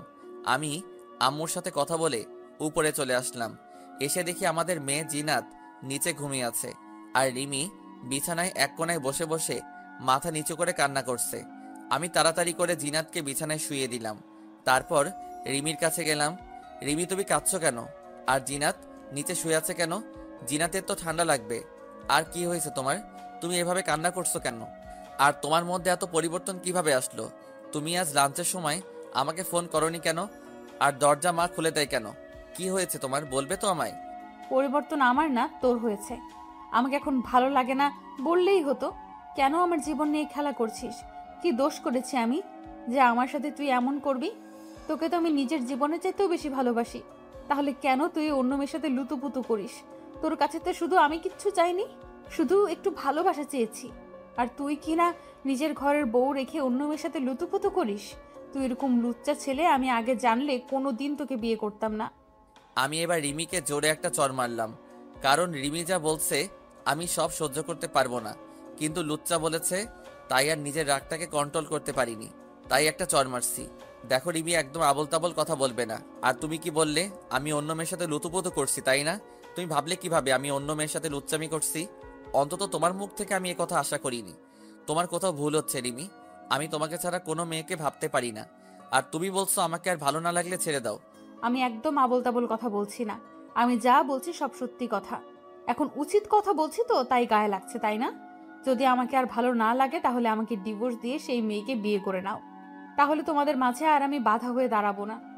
আমি আমার মেয়ে নিয়ে চলে যাব তোমাদের জীবন থেকে, তাহলে কেউ বাধা দেবে না। তাই বলে রিমি বিছানায় অন্যদিকে মুখ করে শুয়ে পড়লো, আর আমি রিমির কথা শুনে যেন আমার মাথায় আকাশ ভেঙে পড়লো। আমার মাথা কোনো কাজ করছে না, চোখ দিয়ে অনবরত পানি বের হয়ে যাচ্ছে। তারপর আমি ছাদে চলে আসলাম। আজ আমার কষ্টটা সবচেয়ে বেশি, মনে হচ্ছে পৃথিবীর সব কষ্ট আমার মধ্যে বিরাজ করছে। খুব কষ্ট হচ্ছে রিমির কথা শুনে। রিমি আমাকে সন্দেহ করলো, রিমি আমাকে লুচ্চা ছেলে বলল। আমি কোনোদিন স্বপ্নেও ভাবতে পারিনি যে রিমি আমাকে এমন বলবে। তারপর আমি নিচে গিয়ে দোকান থেকে এক প্যাকেট সিগারেট কিনে নিয়ে আসলাম। আজ অনেক দিন পর সিগারেট খাচ্ছি। যদি মনে কষ্টগুলো যদি এইভাবে ধোয়ার সাথে বের করতে পারতাম, তাহলে পৃথিবীতে আর কারো কষ্ট হতো না। রিমিকে আমি অনেক ভালোবাসি, রিমি আমাকে সন্দেহ করলো। আমার ভাবতেই কষ্ট হচ্ছে যে রিমি আমার সাথে এমন ব্যবহার করলো। তারপর সব সিগারেট শেষ করে রাত 2টার দিকে রুমে আসলাম। দেখি আমার পরীটা ঘুমিয়ে আছে। আমি আস্তে আস্তে করে জিনার কপালে একটা চুমু খেলাম, আর রিমির কপালে চুমু খেয়ে আমি নিজের জায়গায় শুয়ে পড়লাম। সকালে ঘুম থেকে উঠে দেখি সকাল 10টা বাজে, আর রিমি, জিনাত কেউ নেই পাশে। আজ রিমি আমাকে ডাকলো না অফিস যাওয়ার জন্য। কিছুক্ষণ বিছানায় বসে রিমির কথা ভাবছিলাম। তারপর ফ্রেশ হয়ে নিচে গিয়ে দেখি জিনাত তার দাদির সাথে খেলা করছে, আর রিমি রান্নাঘরে রান্না করছে। আমি নিচে আসতেই মা বলল, মেহেদি, আজ অফিস যাসনি বাবা? না মা, আজ শরীরটা ভালো লাগছে না, তাই আজ যাইনি। তারপর কিচেনে চলে গেলাম, গিয়ে দেখি রিমি দাঁড়িয়ে আছে। আমি পিছন থেকে রিমিকে জড়িয়ে ধরলাম, কিন্তু রিমি আমাকে এক ঝটকে সরিয়ে দিল। তারপর রিমি আমাকে 1 কাপ চা দিয়ে কিচেন থেকে বেরিয়ে পড়ল। রিমির এমন আচরণে অনেক কষ্ট পেলাম, আর বুকের মধ্যে চিনচিন ব্যথা অনুভব করলাম। আমি চা না খেয়ে রুমে চলে আসলাম। রুমে এসে দেখি রিমি বিছানা গোছাচ্ছে। রিমি, সরি কালকে তোমার গায়ে হাত ওঠানোর জন্য। আসলে কাল মাথাটা রিমি আমাকে কিছু বলতে না দিয়ে মুখে একরাশ বিরক্তি ভাব নিয়ে এসে রুম থেকে হনহন করে চলে গেল। রিমি সকাল থেকে আমার সাথে একবারও কথা বলেনি, তাই আমিও রাগ করে বাইরে চলে আসলাম। সারাদিন বাইরে কাটিয়ে দিয়ে রাত 11টার সময় বাড়ি আসলাম, কিন্তু রিমি আমাকে একবারও ফোন করলো না। কোথায় আছি, কিছু খেয়েছি কিনা। মনে হচ্ছে সবকিছু ছেড়ে আমি কোথাও চলে যাই, যেখানে কোনো প্যারা নেই। রাতে বাড়ি এসে দেখি রিমি আর আমার ছোট পরীটা শুয়ে আছে। রিমি আমাকে দেখে অন্য দিকে শুয়ে পড়ল, আর আমি জিনাতকে একটু কোলে চুমু খেয়ে জিনাতকে শুয়ে দিলাম। রিমি, আমার ক্ষুধা লাগছে, আমার খাবার কই? রিমি কোনো কথা বলছে না, চুপচাপ শুয়ে আছে। তাই আমি আর কিছু না বলে শুয়ে পড়লাম। শুয়ে শুয়ে ভাবছি কি দোষ করেছি যে রিমি আমাকে এত বড় সাজা দিচ্ছে। রিমির অবহেলা আমার সহ্য হচ্ছে না। আপনজনের অবহেলাগুলো অনেক কষ্টদায়ক হয়, যা সহ্য করার মতো মন আমাদের দেয়নি। সকালে উঠে ফ্রেশ হয়ে নাস্তা না করে অফিসে চলে আসলাম। অফিসের কাজে কোনো রকম মন বসছে না, তাই আনমনে বসে রইছি। অফিস শেষে রিক্সার জন্য বাইরে দাঁড়িয়ে আছি, তখন তনিমা রিক্সা নিয়ে আসলো। এসে বলল, মেহেদি সাহেব, আমার সাথে এক জায়গায় একটু যেতে পারবেন? খুবই দরকারি কাজ, প্লিজ চলেন, আপনি গেলে খুবই ভালো হয়। আমি যাব না। আমাকে জোর করে নিয়ে গেল। হঠাৎ করে রিক্সা থেমে গেল। আমি তাকিয়ে দেখি একটা হোটেলের নিচে দাঁড়িয়ে আছি। তারপর তনিমা আমার হাত ধরে টানতে টানতে নিয়ে গেল, আর বলল, আমার এক কাজিনের সাথে দেখা করতে এসেছি, কিন্তু দেখা হয়নি, তাই আমরা আবার বেরিয়ে আসলাম। তারপর তনিমা আমাকে জোর করে ডিনার করালো। আমি আর কিছু বললাম না। তারপর ডিনার করে বাড়ি এসে কলিং বেল বাজালাম, আর দেখলাম বাবা দরজা খুললো। বাবা, কেমন আছো তুমি? আর কখন আসলে তুমি? বাবা চাকরির কারণে বাইরে থাকে। বাবা কোনো কথা না বলে আমার গালে সজোরে 2টা চড় মারলো। তুই এইরকম আমি কোনোদিন ভাবতেই পারিনি। তোকে ছেলে হিসেবে পরিচয় দিতে আমার ঘৃণা হচ্ছে। তারপর বাবা চলে গেল। আমি মায়ের কাছে গেলাম, কিন্তু মা কোনো কথা না বলে আমার সামনে থেকে চলে গেল। আমি কিছুই বুঝতে পারছি না। তারপর আমি রুমে গিয়ে দেখি রিমি তার সব জামা কাপড় ব্যাগে গোছাচ্ছে, সাথে জিনাতের কাপড়গুলো। কি হলো রিমি, তুমি ব্যাগ গোছাচ্ছ কেন? কোথায় যাবে তুমি? আর কি হয়েছে, তুমি কান্না করছো কেন? কি হয়েছে শুনতে চাও? তুমি সব কিছু জেনেও নাটক করছো। তুমি আমার সাথে নাটক করেছো, তুমি আমাকে ধোকা দিয়েছো। তোমার মতো একটা ধোকাবাজ ছেলের সাথে আমি আর থাকতে চাই না। আমি আজই চলে যাচ্ছি। তুমি আমাকে একবার বলতে পারতে আমাকে তোমার পছন্দ না। আমি হাসি মুখে চলে যেতাম তোমার জীবন থেকে। শুধু এত নাটক করার কোনো দরকার ছিল না। তুমি তাকে নিয়ে একসাথে রিকশায় উঠেছো, নদীর পাড়ে ঘুরতে গেছো, তাকে জড়িয়ে ধরেছো, তার সাথে হোটেলে গিয়েছো। ছি ছি ছি ছি ছি মেহেদি, অন্তত তোমার দ্বারা আমি এসব কাজ আশা করিনি। কি বলছো সব? আমি কেন অন্য মেয়ের সাথে হোটেলে যাব, নদীর পাড়ে যাব, আর কাকে জড়িয়ে ধরেছি? আমি তো কিছুই বুঝতে পারছি না। আমি জানি তুমি এরকম কথা বলবে। তুমি এখনো আমার সাথে নাটক করছো। তাহলে এগুলো কি বলো? এগুলো সব কি নাটক?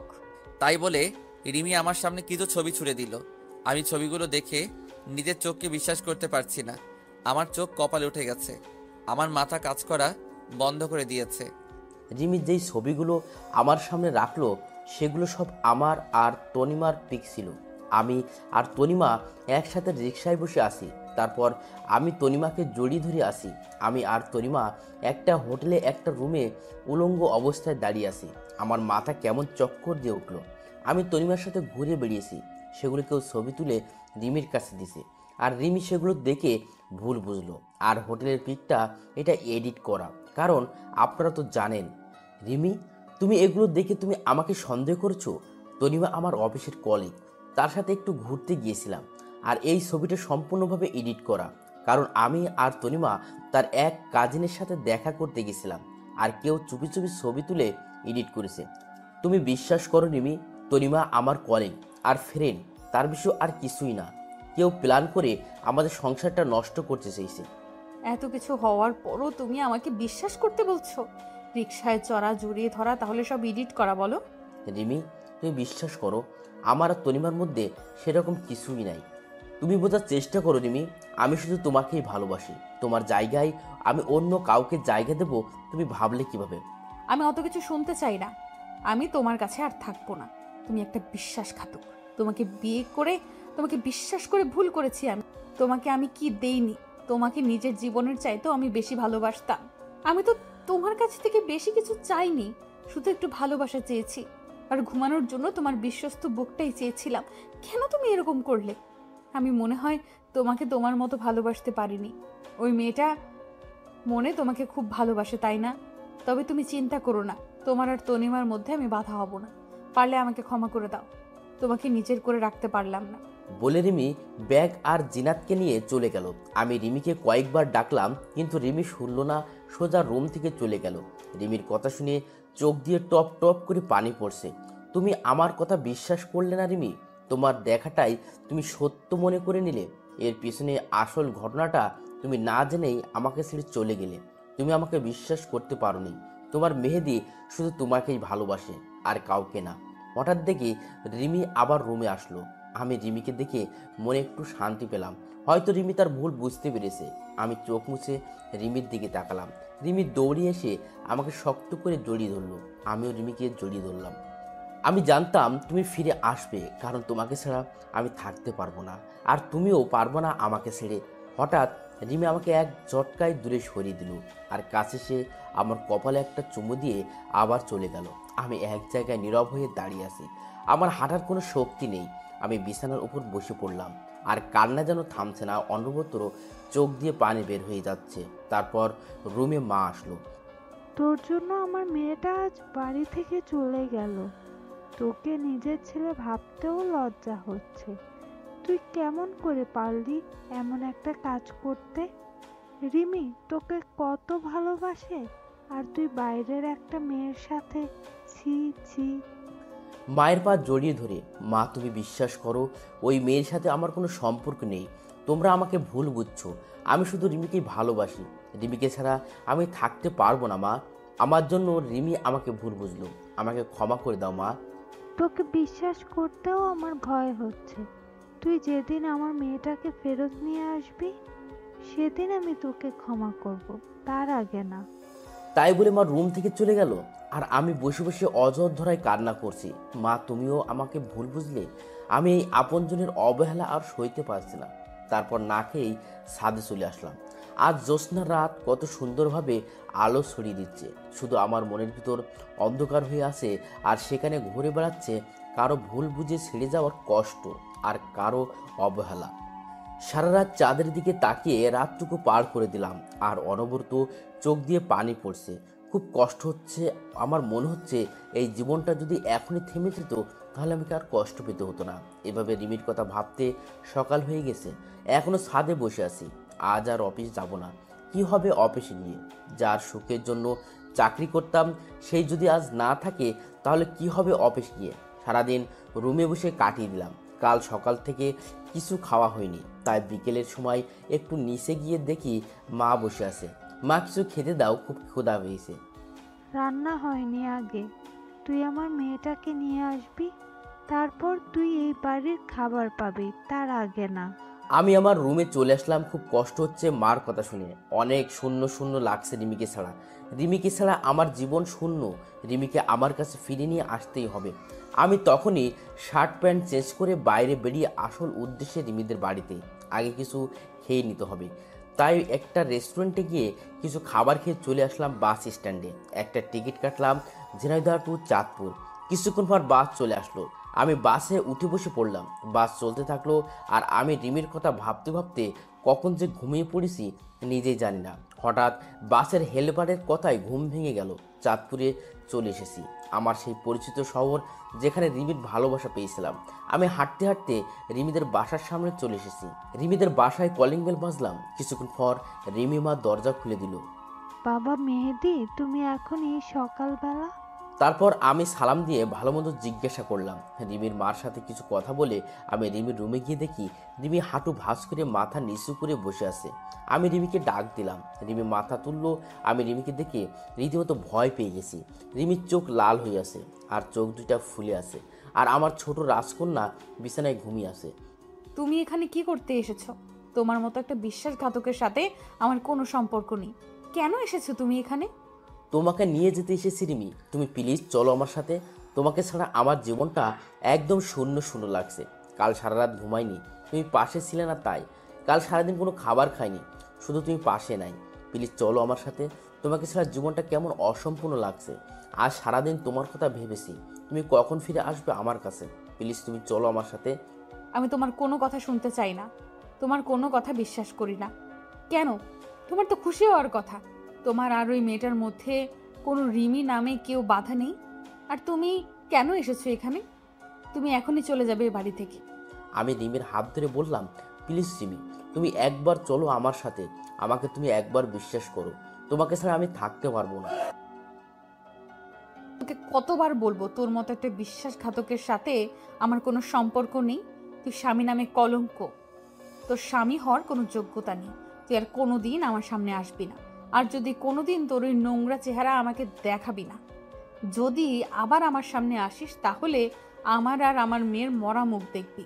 আমার বিশ্বাস হচ্ছে না রিমি আমাকে চড় মারলো। আমার চোখ দিয়ে অযোধ্যায় পানি বের হচ্ছে।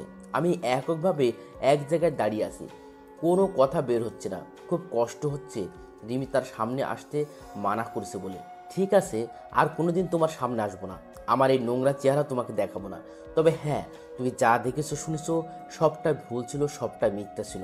তোমাকে আমি এখনও ভালোবাসি, আর এর পরেও একইভাবে ভালোবাসবো। তুমি যখন তোমার ভুল বুঝবে তখন আমার কাছে ফিরে আসতে পারো।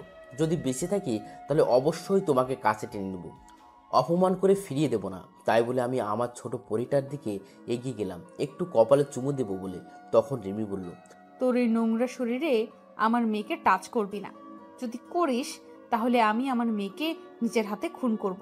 আমি রিমির কথা শুনে সাথে সাথে দাঁড়িয়ে পড়লাম, আর আমার মেয়েটাকে দেখে রুম থেকে বেরিয়ে পড়লাম। রিমির কথা শুনে প্রচণ্ড কষ্ট হচ্ছে। মনে হচ্ছে কোনো বড় পাথর আমার বুকের ওপরে রেখে দিয়েছে। রিমিদের বাড়ি থেকে বেরিয়ে আনমনে রাস্তা দিয়ে হাঁটছে, আর চোখ দিয়ে টপ টপ করে পানি পড়ছে। আমি আবার বাস স্টেশনে চলে আসলাম, আর একটা টিকিট কেটে ঝিনাইদহের উদ্দেশ্যে চলে আসলাম। বাড়ি যেতে খুব কষ্ট হচ্ছে, কারণ রিমি সব স্মৃতি রয়েছে এ বাড়িতে। আর মাকে কি কি জবাব দিব? যে তার বৌমাকে ফিরিয়ে নিয়ে আনতে পারেনি। বাড়ি এসে কলিং বেল বাজলাম। কিছুক্ষণ পর মা এসে দরজা খুলে দিল। মা আমার পিছন থেকে তাকিয়ে দেখলো রিমি নেই। তাই মা কোনো কথা না বলে রাগ করে চলে গেল। আমিও আর কিছু বললাম না, নিজের রুমে গিয়ে সারাদিন বসে থাকলাম। কিন্তু মা একটা বারও খোঁজ দিতে এলো না। আমিও আর কষ্ট সহ্য করতে পারছি না। রিমির স্মৃতিগুলো আমাকে সব সময় কাঁদিয়ে দিচ্ছে। তাই আমি ডিসিশন নিলাম আমি আর এদেশে থাকবো না। সেখানে রিমি আমাকে ভুল বুঝে চলে গেল। আর বাড়িতে যতদিন রিমিকে ফিরিয়ে না আনবো ততদিন না আমার সাথে কথা বলবে না। তাই সবাইকে রেখে বিদেশ চলে যাব। তাহলে আমার এই নোংরা চেহারা রিমিকে আর দেখতে হবে না। আর মা আমার সাথে কথা বলবে না, সেই কষ্টটা ভুলে থাকার জন্য আমাকে বিদেশ চলে যেতে হবে। আমি পরের দিন বিদেশ যাওয়ায় কাগজপত্র জমা দিলাম। 2-1 দিন পর পাসপোর্ট চলে আসবে। আজ চলে যাচ্ছি সব মায়া ত্যাগ করে। আর হয়তো রিমির সাথে দেখা হবে না। আর আমার মেয়েটা আমার বদলে অন্য কারো পরিচয় হবে। আমি মার কাছ থেকে বিদায় নিয়ে চলে আসলাম। চলে আসার সময় মা কিছু বলল না, অন্যদিকে মুখ করে বসে আছে। আমি আর কিছু না বলে চলে আসলাম। এখন এয়ারপোর্টে বসে আছি। হঠাৎ দেখি তনিমা বসে আছে একটা চেয়ারে। আমি সাথে সাথে তনিমার কাছে চলে আসলাম। তনিমা আমাকে দেখে অনেক অবাক হলো। তনিমা, তুমি আমার সাথে এমন কেন করলে? কি পেলে আমার আর রিমির সুখের সংসারটা ভেঙে? তোমার কারণে রিমি আমাকে ছেড়ে চলে গেছে। আমার মা আমার সাথে কথা বলা বন্ধ করে দিয়েছে। মেহেদি, তুমি আমাকে প্লিজ ক্ষমা করে দাও। আমি জানতাম না রাকিব আমাকে দিয়ে এমন কাজ করাচ্ছে। আমি শুনতেই জানতাম না রাকিবের এমন প্ল্যান রয়েছে। তাহলে এইসব রাকিবের কাজ? আমি এখনই গিয়ে রিমির ভুল ধারণা সব মুছে দেবো, আর সাথে তুমিও যাবে। হঠাৎ করে রিমির বলা কথাগুলো সব মনে পড়ে গেল। রিমি বলেছিল আমি যদি তার সামনে যাই তাহলে তার মরা দেখতে হবে। আমি চাই না আমার জন্য রিমি আর আমার মেয়ের কোনো ক্ষতি হোক। কি হলো, দাঁড়িয়ে গেলে কেন? চলো। তারপর আমি রিমির সাথে ঘটে যাওয়া সব কথা তনিমাকে বললাম আর ওখান থেকে চলে আসলাম। ফ্লাইট এখনই টেক আপ করবে। কিন্তু আমি রিমির ভুল ভাঙাবো, তোমার কাছে রিমিকে ফিরিয়ে আনবো।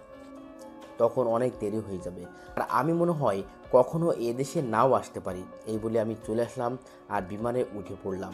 আমি ফ্লাইটে উঠে রিমির কথা ভাবছি যে রিমি আমাকে কেমন করে ভুল বুঝতে পারলো। সে তো বলেছিল যে আমাকে ছাড়া কোনোদিন সে থাকতে পারবে না, তাহলে কেন আমাকে ছাড়া সে রয়েছে? রিমি আমাকে কোনোদিন রাগীভাবে কথা বলেনি, কিন্তু সে আমাকে চর পর্যন্ত মারলো। খুব কষ্ট হয় রিমির অবহেলা মনে পড়লে। আমার ছোট পরিটা আমাকে আর চিনতে পারবে না, হয়তো অন্য কারো পরিচয় বড় হবে। রিমি হয়তো আমাকে ছেড়ে অন্য কাউকে বিয়ে করে তার সাথে সুখের সংসার করবে। আমি রিমির কথা ভাবতে ভাবতে ফ্লাইট ল্যান্ড হয়ে গেছে। আমি এখন সিঙ্গাপুর আসছি। কেউ জানে না আমি কোন দেশে এসেছি। হয়তো কেউ আমার কথা মনে রাখবে না। সবার অবহেলার কারণ আমাকে সবাই ভুলে যাবে। আমি সিঙ্গাপুরে একটা জব করছি। এখন রিমির কথা খুব বেশি করে মনে পড়ে। আর রাতের বেলা রিমির কথা ভেবে রাতে ঘুম হয় না। রিমি সবসময় আমার বুকে মাথা রেখে ঘুমায়, আর এখন ঘুমাতে গেলে রিমির কথা মনে হয়। এভাবে সিঙ্গাপুরে আমার 5টি বছর কেটে গেল। এই 5 বছরে এমন কোনো দিন নেই যে রিমির জন্য আমার চোখের পানি পড়েনি। এখনও রিমিকে আমি ভুলতে পারিনি। আর আমার ছোট পরিটা মনে হয় এখন অনেক বড় হয়ে গেছে। এখন হয়তো আমাকে আর চিনে না বা আমার কোনো অস্তিত্ব নেই। আমি এই কয়টা বছরে দেশের কারোর সাথে যোগাযোগ করিনি, এমনকি আমার মা বাবার সাথেও না। এই কয়দিন মা বাবার কথা খুব বেশি মনে পড়ছে, আর মা বাবাকে এক নজর দেখতে ইচ্ছা করছে। তাই আমি সিদ্ধান্ত নিলাম যে আমি 2 মাসের ছুটিতে দেশে যাব। আমি আজ দেশে ফিরছি, অন্যরকম একটা ফিলিংস কাজ করছে। দেশে গিয়ে সবাই আমাকে চিনতে পারবে তো। এইমাত্র ফ্লাইট টেক অফ করলো। আমি 5 বছর পর দেশের মাটিতে পা রাখলাম। আমি একটা বাসে করে আমার নিজের শহর ঝিনাইদহে চলে আসলাম। সবকিছু কেমন পাল্টে গেছে এই 5 বছরে। তারপর আমার বাসার সামনে চলে আসলাম, কলিং বেল চাপলাম। কিছুক্ষণ পর দরজা খুলে একটা ছোট মেয়ে দরজা খুলে দিল। আমি একভাবে মেয়েটির দিকে তাকিয়ে আছি। মেয়েটির চোখগুলো একদম আমার ছোট পরিটার মতো লাগছে, আর মেয়েটি আমার দিকে কেমন অবাক দৃষ্টিতে তাকিয়ে আছে। মামুনি, কে তুমি? আর এই বাড়িতে কি করছো? আমার নাম জিনাত, আর এটা আমার দাদুর বাড়ি। তুমি আমার আব্বু, তাই না? তোমাকে আমি ছবিতে দেখেছি। তোমার ছবি আমার মা বুকে নিয়ে প্রতি রাতে কান্না করে। আম্মুর কান্না দেখে আমারও খুব কান্না আসে। আমি মেয়েটির মুখে জিনাত নাম শুনে আমার বুকটা কেমন চিনচিন ব্যথা হয়ে উঠল। আমার মনটা খুশিতে ভরে গেল। আমার মেয়েকে আমি ফিরে পেয়েছি। আমি জিনাতকে বুকে জড়িয়ে নিয়ে অঝোর ধারায় কান্না করে দিলাম। আব্বু, তুমি আমাকে রেখে আর কোনোদিন যাবে না তো? তোমার সাথে খুব কথা বলতে ইচ্ছে করে, তোমার সাথে ঘুরতে ইচ্ছে করে। তুমি আমাকে রেখে আর কোনো জায়গায় যাবে না। আমি সামনে তাকিয়ে দেখি আমার মা দাঁড়িয়ে আছে। আমি জিনাতকে ছাড়িয়ে আম্মুর কাছে গেলাম আর আম্মুকে জড়িয়ে ধরে হাউমাউ করে কান্না শুরু করে দিলাম। কোথায় ছিলি বাবা? তুই আমাদের উপর রাগ করে চলে গেলি আর আজ ফিরে আসলি। তোর কি এই মাটার কথা মনে পড়ে না? মনে পড়ে মা, সব সময় তোমাদের কথা মনে পড়ে, কিন্তু কি করব বলো, মা আসার সময় হয়নি। মা, এটা আমার সেই ছোট পরীটা। তোর মেয়ে আর আমার দাদু ভাই। মা, রিমি কেমন আছে? আর রিমি কোথায় মা?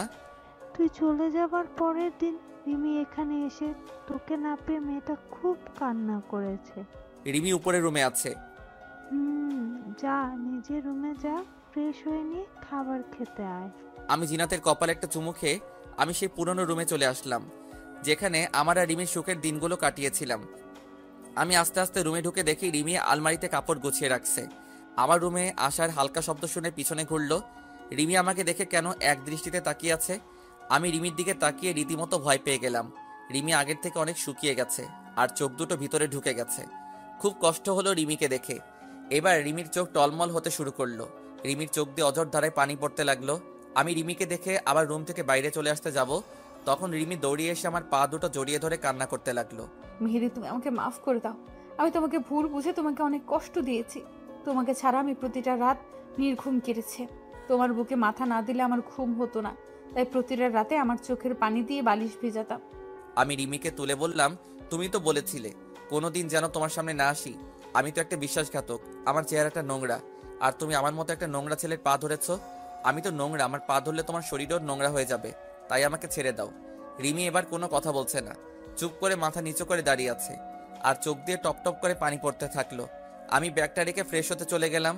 আমি ফ্রেশ হয়ে এসে দেখি রিমি সেই একই জায়গায় মাথা নিচু করে দাঁড়িয়ে আছে। আমি কোনো কথা না বলে নিচে চলে আসলাম খাবার খেতে। আমি, মা আর জিনাত খেতে বসলাম। জিনাতকে আমার পাশে বসিয়ে দিলাম। আমি খাচ্ছি আর জিনাতকে খাইয়ে দিচ্ছি। রিমি আসলো আর আমি খাবার টেবিল থেকে উঠে পড়লাম। তারপর আমি রুমে এসে শুয়ে আছি, তখন জিনাত আসলো। জিনাত আমার পাশে শুয়ে পড়লো আমাকে জড়িয়ে ধরে। কিছুক্ষণ পর রিমি এসে আমার পাশে শুতে গেল, আর তখনই আমি সরে গিয়ে জিনাতকে মাঝখানে রাখলাম। রিমি আমার দিকে কেমন মলিন দৃষ্টিতে তাকিয়ে রইল, মনে হচ্ছে এখনই চোখ দিয়ে টপ টপ করে পানি পড়বে। তারপর আমরা ঘুমিয়ে পড়লাম। সকালে উঠে দেখি রিমি বিছানায় নেই। আমি ফ্রেশ হয়ে নাস্তা করে বাইরে ঘুরতে বের হলাম, উদ্দেশ্য রাজুর বাড়ি। আমি রাজুর বাসায় গিয়ে রাজুর সাথে দেখা করলাম। রাজু আবার বিয়ে করেছে। আমরা সারাদিন আড্ডা দিয়ে বাড়ি চলে আসলাম। আমি বাড়ি আসার সাথে সাথে আমার ছোট পরিটা আমাকে জড়িয়ে ধরলো। আমি রিমির সাথে একটা কথাও বলিনি। অবশ্য কয়েকবার রিমি আমার সাথে কথা বলার চেষ্টা করেছে, আমি এড়িয়ে গেছি। রাতে ঘুমানোর আগে একটু ছাদে আসলাম। কিছুক্ষণ পর রিমি আসলো আর আমাকে পিছন থেকে জড়িয়ে ধরলো। আমি ছাড়িয়ে নেওয়ার সাথেই আবার সামনে থেকে জড়িয়ে ধরলো। প্লিজ, তুমি আমাকে মাফ করে দাও। তোমাকে ছাড়া আমার খুব কষ্ট হয়। কাল তুমি যখন আমার পাশে না ঘুমিয়ে অন্য পাশে ঘুমালে, তখন মনে হলো আমার জীবনটা কেউ ছিনিয়ে নিয়েছে। প্লিজ আমাকে ক্ষমা করে দাও। রিমি আমাকে শক্ত করে জড়িয়ে ধরে কান্না করে বলল। আমিও আর নিজেকে শক্ত করে রাখতে পারলাম না, আমিও রিমিকে জড়িয়ে ধরলাম। রিমি এবার হাওয়াও করে কান্না শুরু করে দিল। আমিও তো তোমাকে অনেক ভালোবাসি। তোমাকে বোঝানোর জন্য তোমার সাথে এমন নাটক করলাম। তোমাকে কষ্ট দিয়ে আমিও খুব কষ্ট পেয়েছি। তোমার চোখের পানি যে আমার সহ্য হয় না। আপনজন যখন অবহেলা করে তখন কি পরিমাণ কষ্ট হয়, তাই তোমাকে বোঝানোর জন্য তোমার সাথে এমন করলাম। তারপর রিমির কপালে একটা চুমু দিয়ে নিচে আসতে যাব, তখন রিমি বলল আমাকে কোলে করে নিয়ে যেতে হবে। আমি কিছু না বলে রিমিকে কোলে তুলে নিলাম, আর রিমি আমার গলা জড়িয়ে ধরে রাখলো। তারপর রুমে এসে বিছানায় শুয়ে পড়লাম। তখন জিনাত এসে বলল, আব্বু, তুমি আমাকে রেখে শুয়ে পড়লে? তোমার সাথে আর কথা নেই। মামনি, তোমাকে রেখে আমি কখনো ঘুমাতে পারি? আসো মামনি,